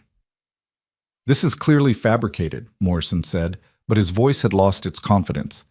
A desperate attempt to deflect from your own misconduct. Is it? Vivian turned to Logan. Mr. Hayes, would you please tell the board about your interaction with Thomas Warren last night? Logan stepped forward, his heart pounding but his voice steady. Last night, Mr. Warren came to my home and attempted to coerce me into signing a false statement about Ms. Cross. When I refused, he threatened my 6-year-old daughter. Gasps around the table. Morrison's face went rigid. He told me the board would use everything to get what it wanted, Logan continued. He implied that my fitness as a parent would be questioned, that my daughter would be used as leverage. I recorded the entire conversation. He pulled out his phone and played the recording. Warren's voice filled the room, smooth and threatening, spelling out exactly what the board was willing to do to destroy anyone who stood in their way. When it ended, the silence was deafening. Karen Whitfield spoke first. Harold, did you authorize this? Of course not. Warren was acting on his own initiative. Clearly he— Don't! Whitfield's voice was sharp. Don't insult our intelligence. We've all seen how you operate. We've all looked the other way because it was easier than fighting you. But this? She gestured at the display, still showing the mountain of evidence Vivian had compiled. This is beyond the pale. Karen, be reasonable. I am being reasonable. For the first time in years, I'm being reasonable.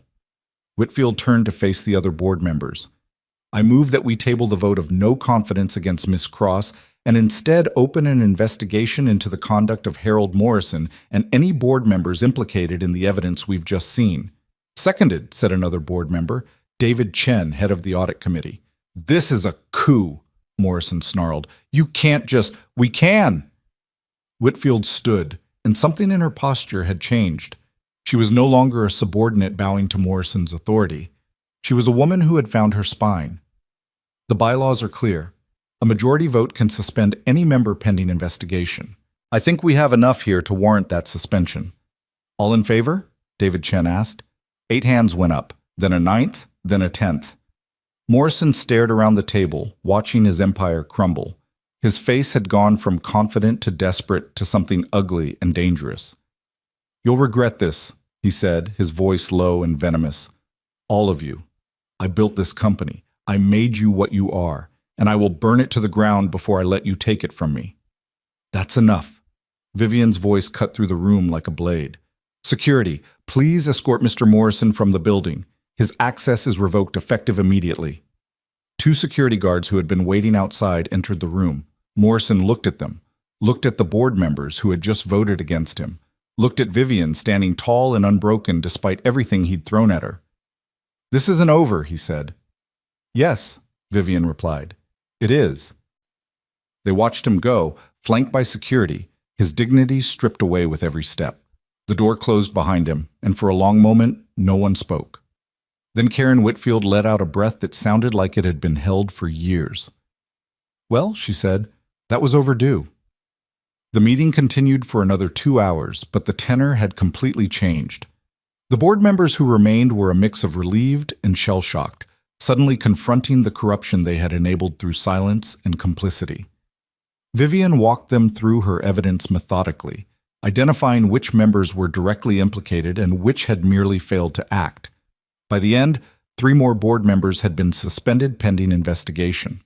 The vote of no confidence was officially tabled, and Vivian Cross was still CEO of Cross Financial, battered, exhausted, but standing. Logan watched her throughout, marveling at her transformation. The woman who had shown up at his door broken and desperate was gone, replaced by a leader who commanded the room with quiet authority. But every now and then her eyes would find his across the table, and he would see the vulnerability still there beneath the surface. She was still human, still afraid. Still the woman who had eaten scrambled eggs in his kitchen and taught Emma how to stack marshmallows. The duality of it, the warrior and the wounded soul, made him fall a little more in love with her with every passing minute. When the meeting finally ended, when the last board member had filed out, and the conference room was empty except for the 2 of them, Vivian collapsed into a chair. It's over, she said, her voice hollow. I can't believe it's actually over. You did it. Logan sat beside her, taking her hand. You took them all down. We did it. I couldn't have done this without you. She looked at him with eyes that were bright with unshed tears. When you played that recording, when you told them about Warren threatening Emma, I saw their faces change. They realized what they'd become part of, what Morrison had made them complicit in. Her voice broke slightly. You were the proof that there was something worth fighting for, someone worth protecting. You showed them what integrity looks like. I just told the truth. In a room full of people who had forgotten what truth meant, that was revolutionary. Vivian squeezed his hand. I know what you risked, your job, your security, your daughter's safety. You bet everything on me, on us, on something that might have failed. It didn't fail. It could have. She turned to face him fully. Why did you do it? Really? You barely know me. We've spent a total of maybe 20 hours together. Why would you risk everything for someone you just met? Logan considered the question carefully. It deserved a real answer, not platitudes or deflection. When Rebecca left, he said slowly, I stopped believing in things. In love, in loyalty, in the idea that people could be trusted with your heart. I built walls. I focused on Emma, on work, on survival. I told myself that was enough, that keeping my head down and getting through each day was the best I could hope for. He paused, gathering his thoughts. Then you knocked on my door, and something I thought was dead woke up. Not just attraction, though there's that too, but something bigger. A belief that maybe the world isn't as broken as I thought, that maybe there are still people worth trusting, worth fighting for, worth taking risks for. Vivian was watching him with an intensity that made his heart race. You asked me why I did it. I did it because you matter to me. In a way I can't fully explain and don't entirely understand. But it's real, Vivian. Whatever this is between us, it's real. And real things are worth protecting. The tears she'd been holding back finally spilled over. She didn't try to hide them this time. I'm terrified, she whispered. I've never let anyone this close, never let anyone see me the way you've seen me, and part of me is screaming that I'm making a mistake, that I'm going to get hurt, that I should run before it's too late. What does the other part of you say? She let out a shaky laugh. The other part of me says that running is what I've always done, and it's never made me happy. The other part of me says that maybe, just maybe, this is what I've been looking for my whole life without knowing it. And which part are you going to listen to? Vivian looked at him for a long moment. Then she leaned forward and kissed him, soft and slow, with all the vulnerability she'd been trying to hide. This part, she said against his lips. I'm listening to this part. They left the building together, walking through the lobby that had been Vivian's kingdom for nearly a decade. Employees stared, whispered, wondered what had happened in the boardroom and what it meant for their futures. But Vivian didn't explain, didn't owe them explanations. She just walked, her hand in Logan's, toward whatever came next. The penthouse was quiet when they returned.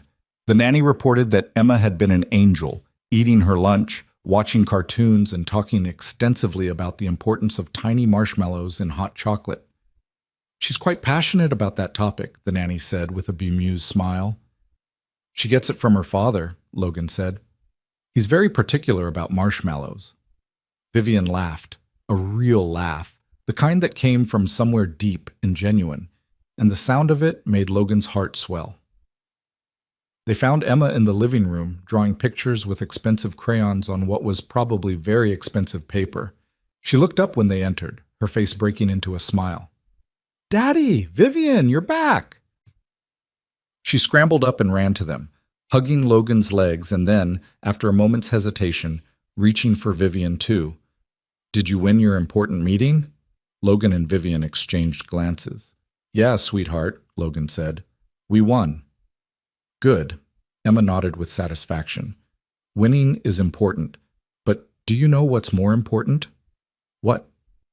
"Hot chocolate with marshmallows. The nanny said she couldn't find any, and I've been waiting forever." Vivian knelt down to Emma's level. "You know what? I think you're absolutely right.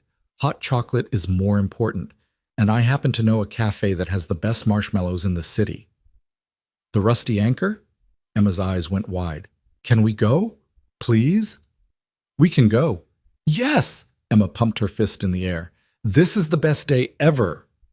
Watching his daughter celebrate with such uncomplicated joy, watching Vivian smile at her with genuine affection, Logan felt something settle in his chest. Something that had been restless and searching for years finally finding a place to land. This. This was what he'd been missing. This was what he'd been afraid to hope for. Family. They went to the Rusty Anchor. They ordered hot chocolate with substantial whipped cream. Emma regaled them with stories about her day with the nanny, about the cartoons she'd watched, about the elaborate backstory she'd invented for Vivian's houseplants. "The fern is named Gerald," she explained seriously. "He's a spy. He's been gathering intelligence on the other plants for months." "What kind of intelligence?" Vivian asked, playing along. "Secret plant intelligence. Like who's been getting the most water and who's been hogging the sunlight. There's a whole conspiracy." "That sounds very serious." "It is. Gerald is in deep, but he's going to expose everything. He's just waiting for the right moment." Logan watched them together, his daughter and this woman who had crashed into their lives like a meteor, and marveled at how natural it felt. How right. The past 4 days had been chaos, broken engagements and midnight knocks and corporate warfare and threats against his child. But here, in this moment, surrounded by the smell of chocolate and the sound of Emma's laughter, all of that seemed far away. "Daddy," Emma tugged on his sleeve, "you're doing the soft look again." "What soft look?" "The one where you look at Vivian like she's made of marshmallows and you're really hungry." Logan choked on his hot chocolate. Vivian tried to hide her smile behind her mug. "I do not," he started. "You totally do. It's okay. I like her too." Emma patted his hand consolingly. "It's nice that you found someone. Maya's mom says you were probably going to die alone with a bunch of cats, but now maybe you won't." "Maya's mom needs to stop sharing her opinions with 6-year-olds. "That's what I said. But she said 6-year-olds are very perceptive and deserve to know things." Vivian finally lost her battle with composure and burst out laughing. The sound filled the small cafe, warm and bright and completely unguarded. Other patrons looked over, drawn by the unexpected joy, and saw nothing but a small family sharing hot chocolate on a Tuesday afternoon. They didn't know what it had cost to get here. They didn't know about the battles fought and the prices paid and the choices made. They just saw happiness. And maybe that was enough. The next few weeks passed in a blur of activity. The investigation into Morrison and his allies moved forward rapidly. 3 board members resigned in disgrace. Thomas Warren was disbarred and facing criminal charges for witness intimidation. The financial press had a field day with the story, turning Vivian into either a hero or a villain depending on the publication. Through it all, Logan stayed by her side. Not as an employee. His position at Cross Financial had been officially terminated during the chaos, and neither he nor Vivian thought it appropriate for him to return. But as something else, something they were still figuring out how to name. He spent his days sending out resumes, networking, exploring options.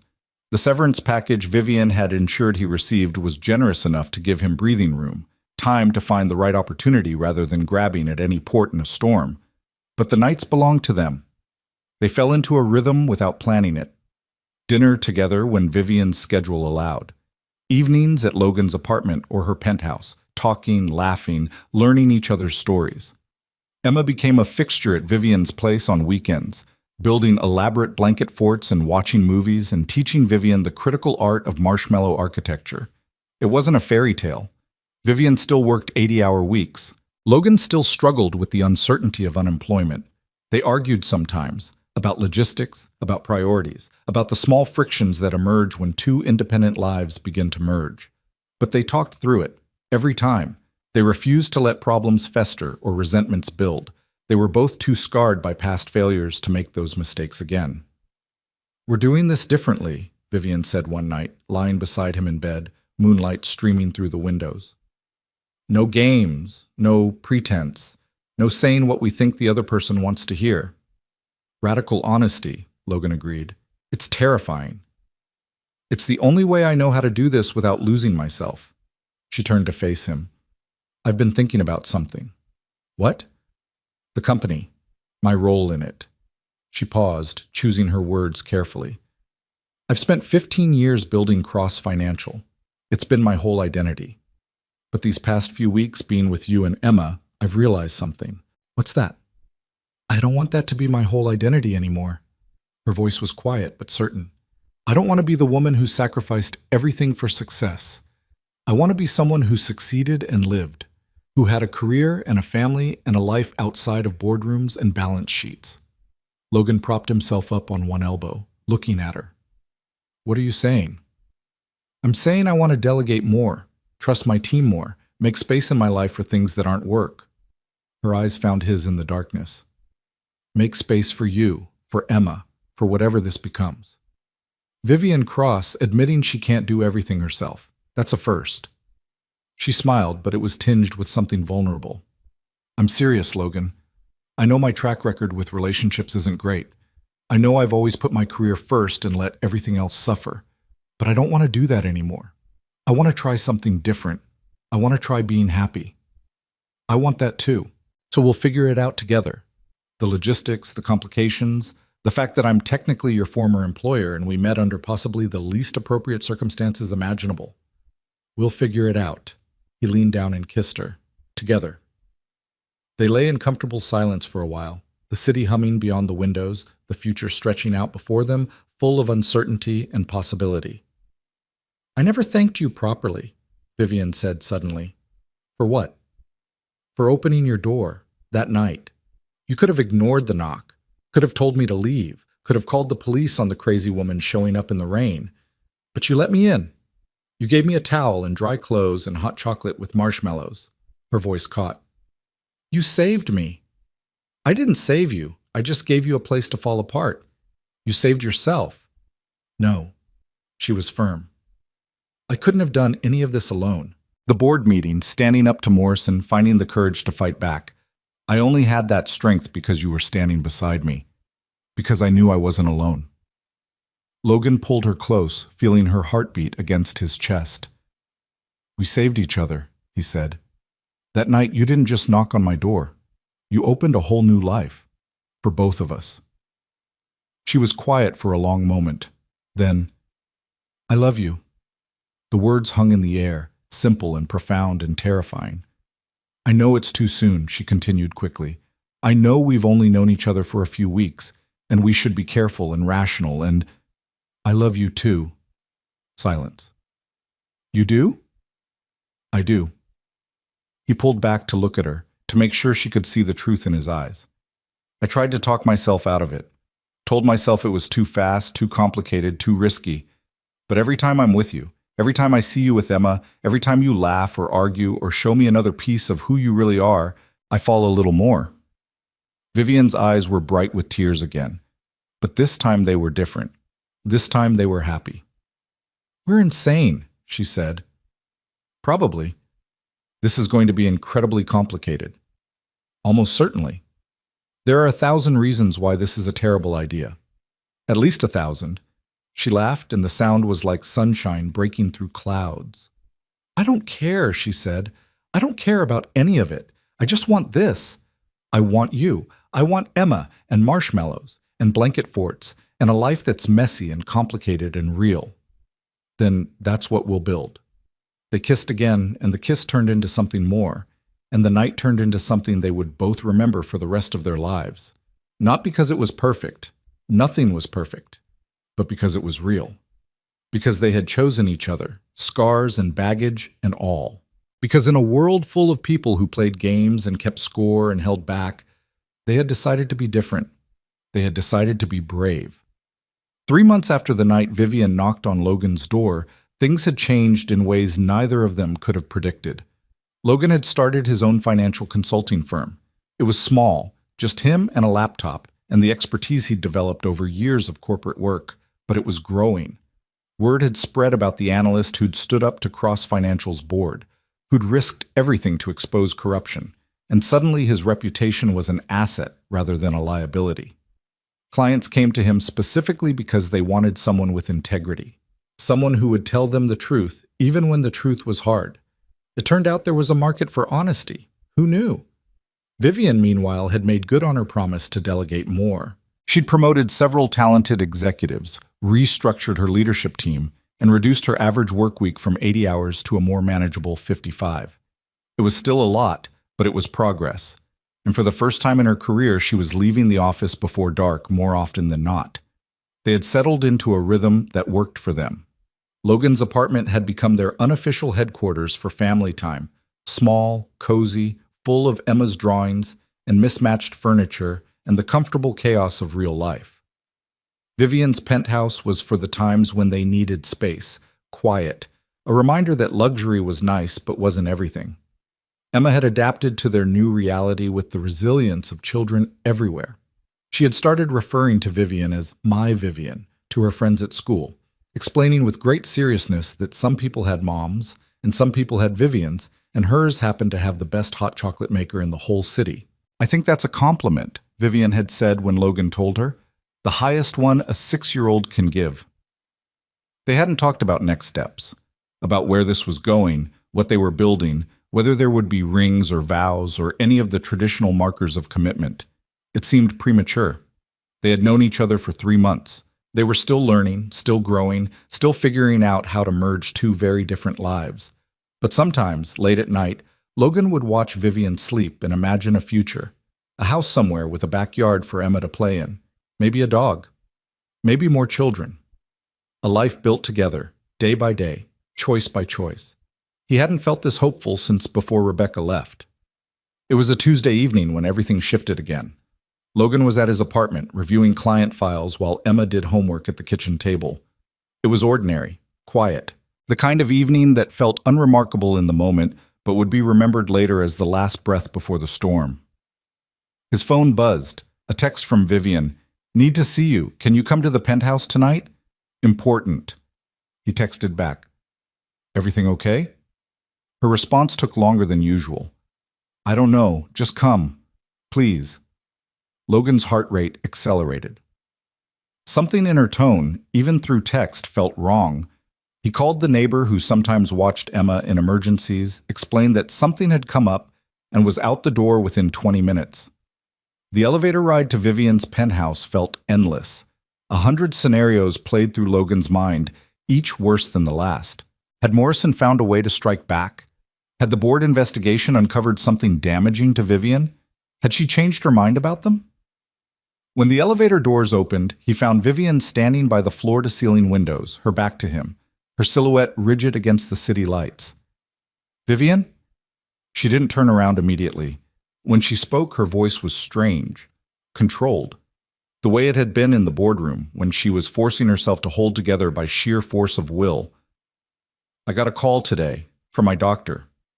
Logan's blood ran cold. "What kind of call?" "I've been tired lately, more than usual. I thought it was stress, the aftermath of everything with Morrison, adjusting to our new life. But my assistant convinced me to get checked out, just to be safe. Vivian finally turned to face him. Her eyes were red-rimmed but dry, as if she'd already cried herself out and had nothing left. They found something in my blood work. They want to do more tests, but... And she couldn't finish the sentence. Logan crossed the room in 3 strides and pulled her into his arms. She was shaking, he realized, trembling like she had the night she'd shown up at his door, when her whole world had collapsed around her. "What did they find?" he asked gently. "Abnormalities in my white blood cell count. They think..." Her voice broke. "They think it might be leukemia." The word hung in the air, ugly and terrifying. "Might be," Logan repeated. "That's not a diagnosis, that's a possibility. A possibility that would explain why I've been so exhausted, why I can't seem to recover from simple things anymore, why I've been losing weight even though I'm eating normally." Vivian pulled back to look at him, and the fear in her eyes was something he'd never seen before. Not even on the night of her broken engagement. "I might be sick, Logan, really sick, and I don't know how to..." "Hey!" He cupped her face in his hands. "We don't know anything yet. We don't know what the tests will show. We don't know if it's actually leukemia or something else entirely. What we know is that you're scared, and that's okay. But you're not alone. Whatever this is, we face it together. Remember? This is different." "How?" "Because if I'm sick, if I'm really sick, that changes everything. That changes what you signed up for. What Emma signed up for. I can't ask you to..." "You're not asking. I'm choosing." Logan's voice was firm. "I chose you the night you knocked on my door. I chose you when I refused to sign that statement. I chose you every day for the past 3 months. And I'm choosing you now, Vivian, not because you're healthy or successful or because things are easy, because you're you and you're mine." Vivian stared at him as if he'd said something incomprehensible. "You're insane," she whispered. "We've established that. I could be dying." "Then we'll face it, together. We'll get the best doctors, explore every treatment option, fight like hell. And if the worst happens..." His voice caught, but he forced himself to continue. "If the worst happens, I'll be there. Every step, every moment, until the end." "Why would you do that? Why would anyone do that?" "Because I love you." The words came easily now, a truth so fundamental it needed no explanation. And love doesn't come with conditions. It doesn't say, "I'll stay as long as things are good," or "I'll be here unless you get sick." Love says, "I'm here, period, no matter what." Vivian broke. The tears she'd been holding back finally spilled over, and she collapsed against him, sobbing with the raw, ugly desperation of someone who had never let herself be held like this before. Logan held her. He didn't try to fix it or make it better or offer false reassurances. He just held her, letting her fall apart, being the solid ground she could stand on when everything else was shifting sand. They stayed like that for a long time. Eventually, Vivian's sobs subsided. She pulled back, wiped her face, tried to reassemble her composure. "I'm sorry," she said. "I didn't mean to..." "Don't apologize. Not for this. Not ever. I've never been good at being vulnerable, at letting people see me like this. I know, and I'm honored that you trust me enough to let me in." Logan brushed a strand of hair from her face. "Now, tell me about these tests. What's the timeline? What do we need to do?" They talked for hours, about the medical details, the possibilities, the practical arrangements that would need to be made, about telling Emma, or not telling Emma, depending on what the results showed, about work, about responsibilities, about how to face uncertainty without letting it consume them. Somewhere around midnight, exhausted and wrung out, they fell asleep on Vivian's couch, tangled together like 2 people who had learned that holding on was the only way to survive. And in the morning, when the sun came up and the city came back to life, they faced the new day together. Because that's what they did now. Because whatever storms came, corporate battles or health scares, or the 1,000 unexpected challenges life threw at them, they faced them as a unit. Because they had found something worth fighting for. Because love, real love, wasn't about perfect circumstances or easy roads. It was about showing up, every day, no matter what. And that's exactly what Logan Hayes intended to do. The tests came back negative. 3 weeks of waiting, of sleepless nights, enforced smiles, and pretending everything was fine for Emma's sake. And then the phone call that changed everything. Not leukemia, not cancer of any kind, just a severe vitamin deficiency combined with exhaustion, the cumulative toll of years of overwork finally demanding payment. When Vivian hung up the phone, her hands were shaking so badly she could barely set it down on the table. Logan was beside her instantly, reading the answer in her face before she could speak. "It's okay," she whispered. "It's going to be okay." They held each other in the middle of her living room, crying and laughing at the same time, overwhelmed by relief so intense it felt almost painful. The weight that had been pressing down on them for weeks lifted, and suddenly the future stretched out before them again. Uncertain, yes, but full of possibility rather than dread. "I thought I was going to lose you," Logan said into her hair. "I was trying so hard to be strong, but inside I was terrified." "I know." Vivian pulled back to look at him. "I saw it. Every time you thought I wasn't watching, I saw how scared you were. And you stayed anyway. You never wavered. I told you, together, no matter what." She kissed him then, soft and desperate and full of gratitude for second chances, for clean bills of health, for the simple, extraordinary gift of more time. That night they told Emma. Not about the health scare, she was too young for that kind of wait, but about the future. About how things were going to be different now, better, with more time for the three of them to be together. Emma listened with the solemn attention she gave to all important matters, her stuffed rabbit clutched in her lap. "So Vivian's not going to work so much anymore?" she asked. "That's right, sweetheart. I'm going to make more time for the things that really matter." "Like hot chocolate?" Vivian smiled. "Exactly like hot chocolate." "And blanket forts?" "Definitely blanket forts." Emma considered this for a moment, then nodded with satisfaction. "Good. Because I have a lot of ideas for forts that we haven't tried yet. I've been saving them." "I can't wait to see them," Vivian said, and she meant it with every fiber of her being. The health scare had clarified something that had been building for months. Life was short, uncertain. There were no guarantees, no promises that tomorrow would come. And if that was true, if every moment was precious and finite, then what was the point of spending them on things that didn't matter? Vivian made changes. Real, concrete changes that shocked everyone who had known her before. She stepped back from day-to-day operations at Cross Financial, promoting Karen Whitfield to Chief Operating Officer and trusting her team to handle the decisions she had once insisted on making herself. She reduced her board commitments, her speaking engagements, her endless round of networking events and power dinners. And she started something new. The idea had been growing in her mind for months, ever since the night she'd knocked on Logan's door. A fund specifically designed to support women-led companies and entrepreneurs. A way to use her wealth and expertise to lift up others who were fighting the same battles she had fought. She called it the Midnight Fund, a private joke that only she and Logan understood. "Because that's when everything changed," she explained when he asked about the name. "Midnight. Your door. The knock that started everything." Logan watched her build this new venture with the same intensity she'd once given to Cross Financial, but with something different underneath. Joy, purpose, a sense that she was finally doing something that mattered to her, not just something that proved her worth to others. His own business was growing too. Word had continued to spread about the analyst who'd stood up to corruption, and clients were seeking him out specifically for his integrity and independence. He'd hired his first employee, a young woman fresh out of graduate school who reminded him of himself 10 years ago, hungry and ethical and determined to do things right. They were building something, he and Vivian. Separate careers, separate identities, but woven together in ways that made both of them stronger. She consulted on his financial analyses when he needed a second opinion. He helped her vet investment opportunities, bringing his technical skills to complement her strategic vision. And always, underneath everything else, there was Emma.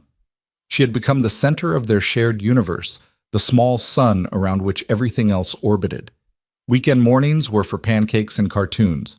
Evenings were for homework and stories and the elaborate blanket fort constructions that had become Emma's signature art form. Vivian discovered talents she hadn't known she possessed. A gift for making up bedtime stories on the spot. A willingness to be silly, to play pretend, to enter the magical world of a child's imagination without reservation. She learned the names of all the teachers at Emma's school, the complex social dynamics of first-grade friendships, the critical importance of being the parent who showed up at school events. "I never had this," she told Logan one night after Emma had finally fallen asleep in her elaborate pillow fortress. "My parents were distant, formal. They loved me in their way, but it was always conditional, based on achievement, on being the daughter they wanted me to be. And now? Now I understand what I was missing." She looked at him with eyes that held no defenses. "I understand why you do everything you do for Emma, why you'd sacrifice anything, risk anything, to give her a good life. It's not just duty or obligation, it's love, the kind that doesn't ask for anything in return." "It changes you," Logan agreed, "having someone who depends on you completely, someone who trusts you without reservation. It makes you want to be better than you thought you could be." "I want to be that for her," Vivian said quietly. "I know I'm not her mother. I know I can never replace Rebecca, and I wouldn't try. But I want to be someone she can count on, someone who shows up, always, no matter what." Logan took her hand. "You already are." 6 months after the night of the midnight knock, they moved in together. It was Vivian's idea, though Logan had been thinking about it too. Her penthouse was too big, too cold, too full of the person she used to be. His apartment was too small for 3 people and a growing collection of blanket fort materials. They needed something in between, something that was theirs, together, from the beginning. They found a brownstone in a quiet neighborhood with good schools and a small backyard. It needed work. The previous owners had let things slide, but that was part of the appeal. They would fix it up together, make it their own. Emma picked out the color for her room, a shade of purple she called Grape Dream that was slightly too intense but perfect in her eyes. Vivian hired contractors for the structural work but insisted on painting the living room herself, ending up with more color on her clothes than on the walls. Logan built bookshelves, installed a swing set in the backyard, spent an entire weekend putting together a treehouse that Emma had drawn in elaborate detail and he had translated into reality as best he could. "It's crooked," Vivian observed, looking at the finished product. "It's character," Logan countered. "It's definitely going to fall down." "It's been standing for 3 hours. That's practically permanent." Emma loved it.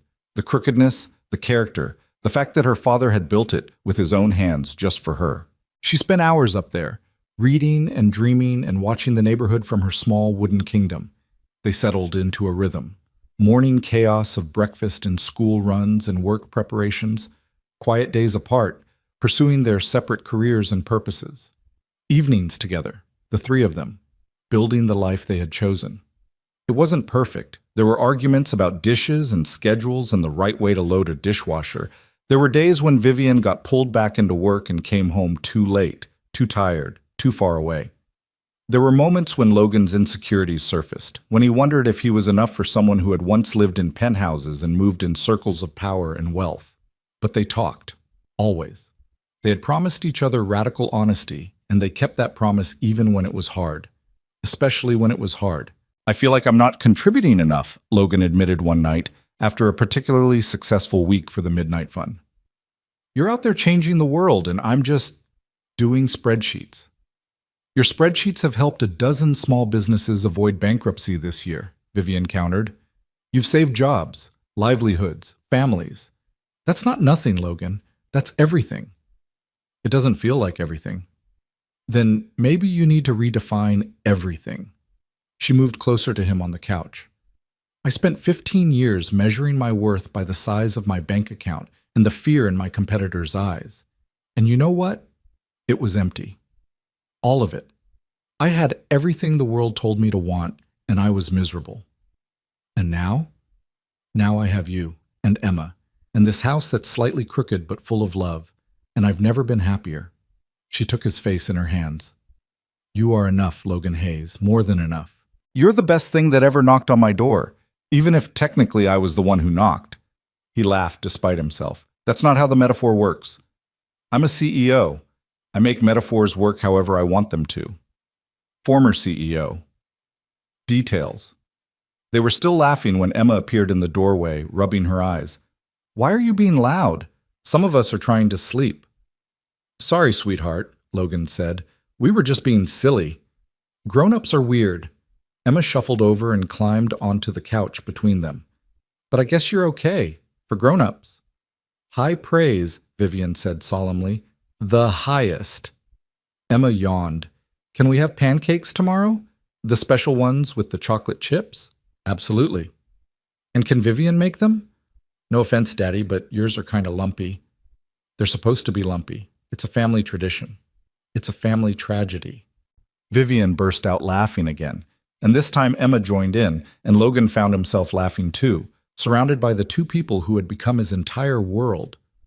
This, he thought, this is what I almost missed. This is what I would have missed if I hadn't opened the door.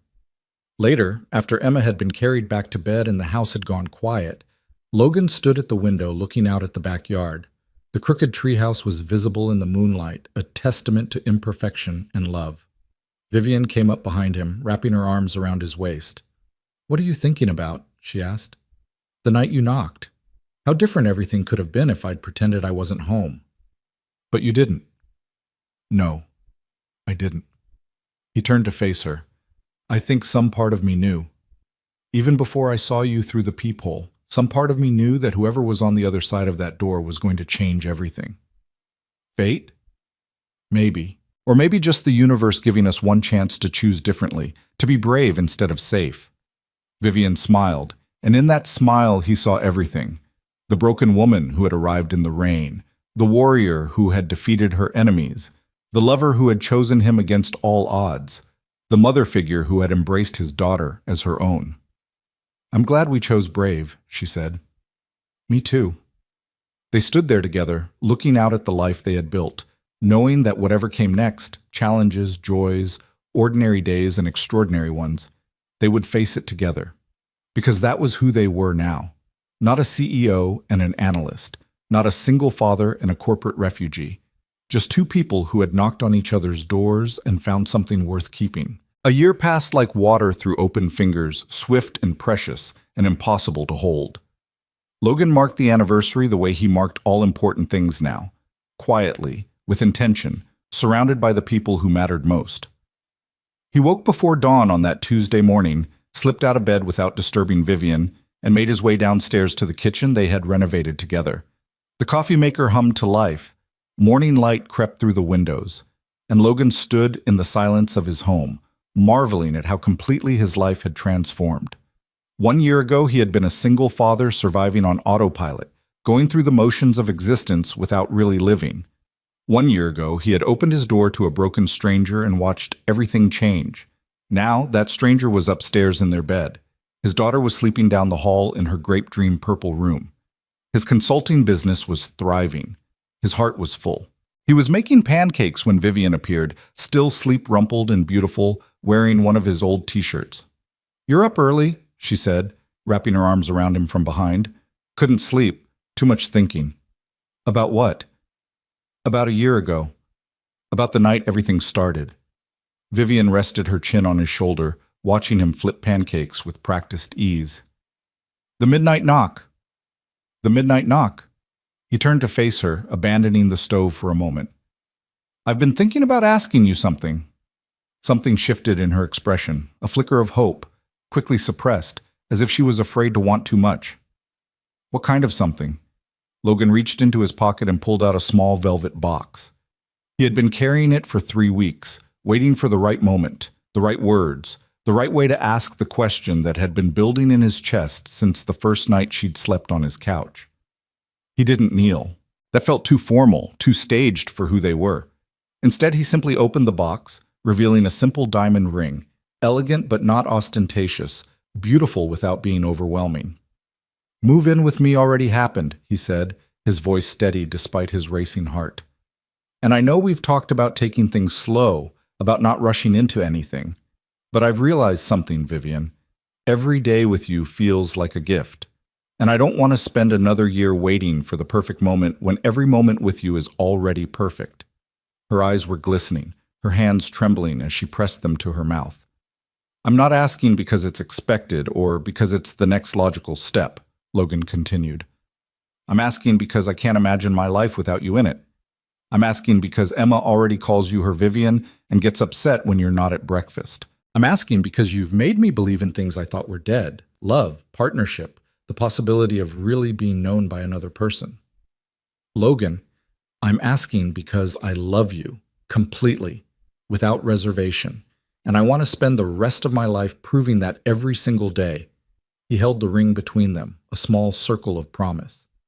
Vivian Cross, will you marry me? The silence stretched for one heartbeat. 2. Then Vivian was laughing and crying at the same time, throwing her arms around his neck, nearly knocking the ring out of his hand in her enthusiasm. Yes, she said against his ear. Yes, absolutely, yes. They stayed like that for a long moment, holding each other in their kitchen while the pancakes slowly burned on the stove and the morning light grew brighter around them. I was going to ask you, Vivian admitted when they finally pulled apart. I had a whole plan. Dinner at the Rusty Anchor, where we had our first hot chocolate with Emma. I was going to give a speech about how you saved my life that night, about how I never knew what I was missing until I found you. You can still give the speech. It doesn't feel necessary now. She looked at the ring on her finger, turning her hand to catch the light. This feels like it was always supposed to happen, like everything. The broken engagement, the rain, the midnight knock, was leading here. Maybe it was. You believe in fate now? I believe in you. That's enough. They were interrupted by small footsteps on the stairs. Emma appeared in the kitchen doorway, her hair a wild tangle, her eyes immediately going to the smoking stove. Daddy, you're burning the pancakes again. Logan lunged for the stove, rescuing what he could while Emma climbed onto her usual chair at the kitchen table. She watched her father's efforts with the critical eye of a restaurant inspector, then turned her attention to Vivian, and stopped. Is that a ring? Emma's voice rose to a pitch that only dogs and small children could achieve. Is that a ring on your finger? Is that what I think it is? Vivian held out her hand. What do you think it is? I think it's an engagement ring. I think Daddy finally asked you. I've been waiting forever. Emma jumped off her chair and ran to them, inserting herself between the two adults with practiced ease. Maya said her mom said it would never happen because Daddy's too shy, but I told her Daddy's not shy. He's just careful, and I was right. You were right, Logan agreed, abandoning the ruined pancakes entirely. So you're going to get married? Like for real married? With a wedding and a dress and cake? All of that, Vivian confirmed. Can I be in the wedding? Can I wear a fancy dress? Can I throw flowers? You can do anything you want. Emma's face split into the widest grin Logan had ever seen. She hugged Vivian's waist fiercely, then Logan's legs, then both of them together in an awkward group embrace that somehow felt absolutely perfect. This is the best day ever, Emma declared. Even better than the day you brought tiny marshmallows for the first time. That's high praise, Vivian said, her voice thick with emotion. The highest. Emma pulled back, suddenly serious. But Vivian, I need to tell you something important. What's that, sweetheart? You're already family. The wedding is just to make it official. But in my heart, you've been family since the marshmallows.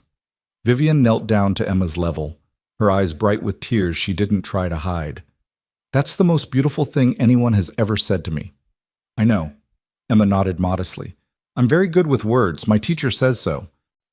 They made new pancakes together, all three of them crowded around the stove, laughing at Logan's technique and Vivian's attempts to improve it, and Emma's running commentary on everything. The burned batch went in the trash.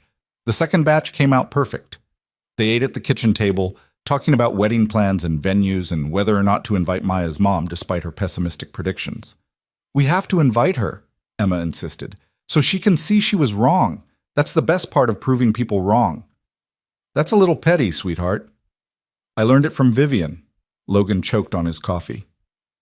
Vivian had the grace to look slightly embarrassed. I may have said something like that once, in a different context. You said it about the board members who tried to fire you. You said the best revenge is proving people wrong and then being too happy to care about revenge. That's actually pretty good advice. I know, I listened to everything. The wedding was 6 months later, in early autumn, under a sky so blue it looked painted.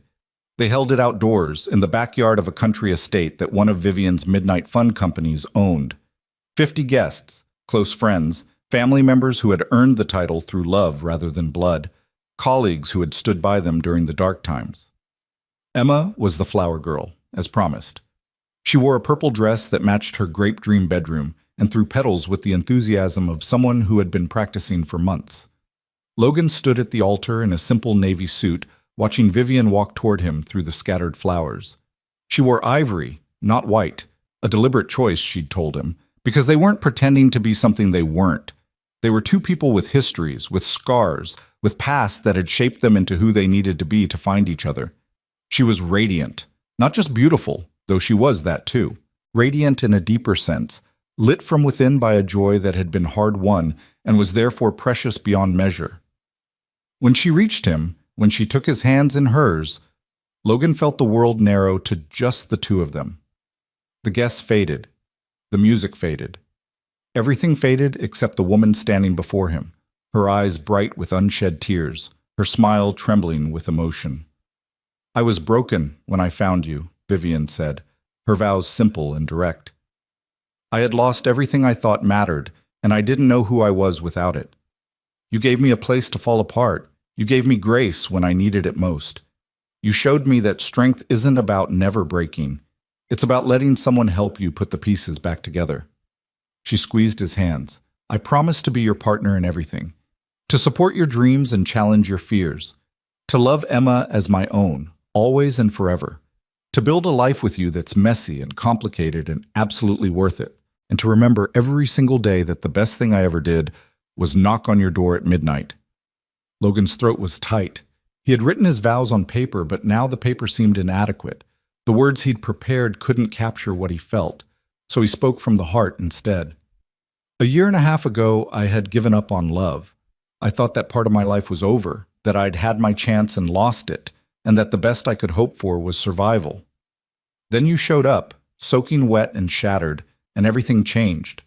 He paused, gathering himself. "You taught me that it's never too late to start over, that the deepest connections often come from the most unexpected places, that two people can save each other just by showing up and staying." His voice cracked slightly. "I promise to show up every day, in good times and bad, in health and sickness, in success and failure.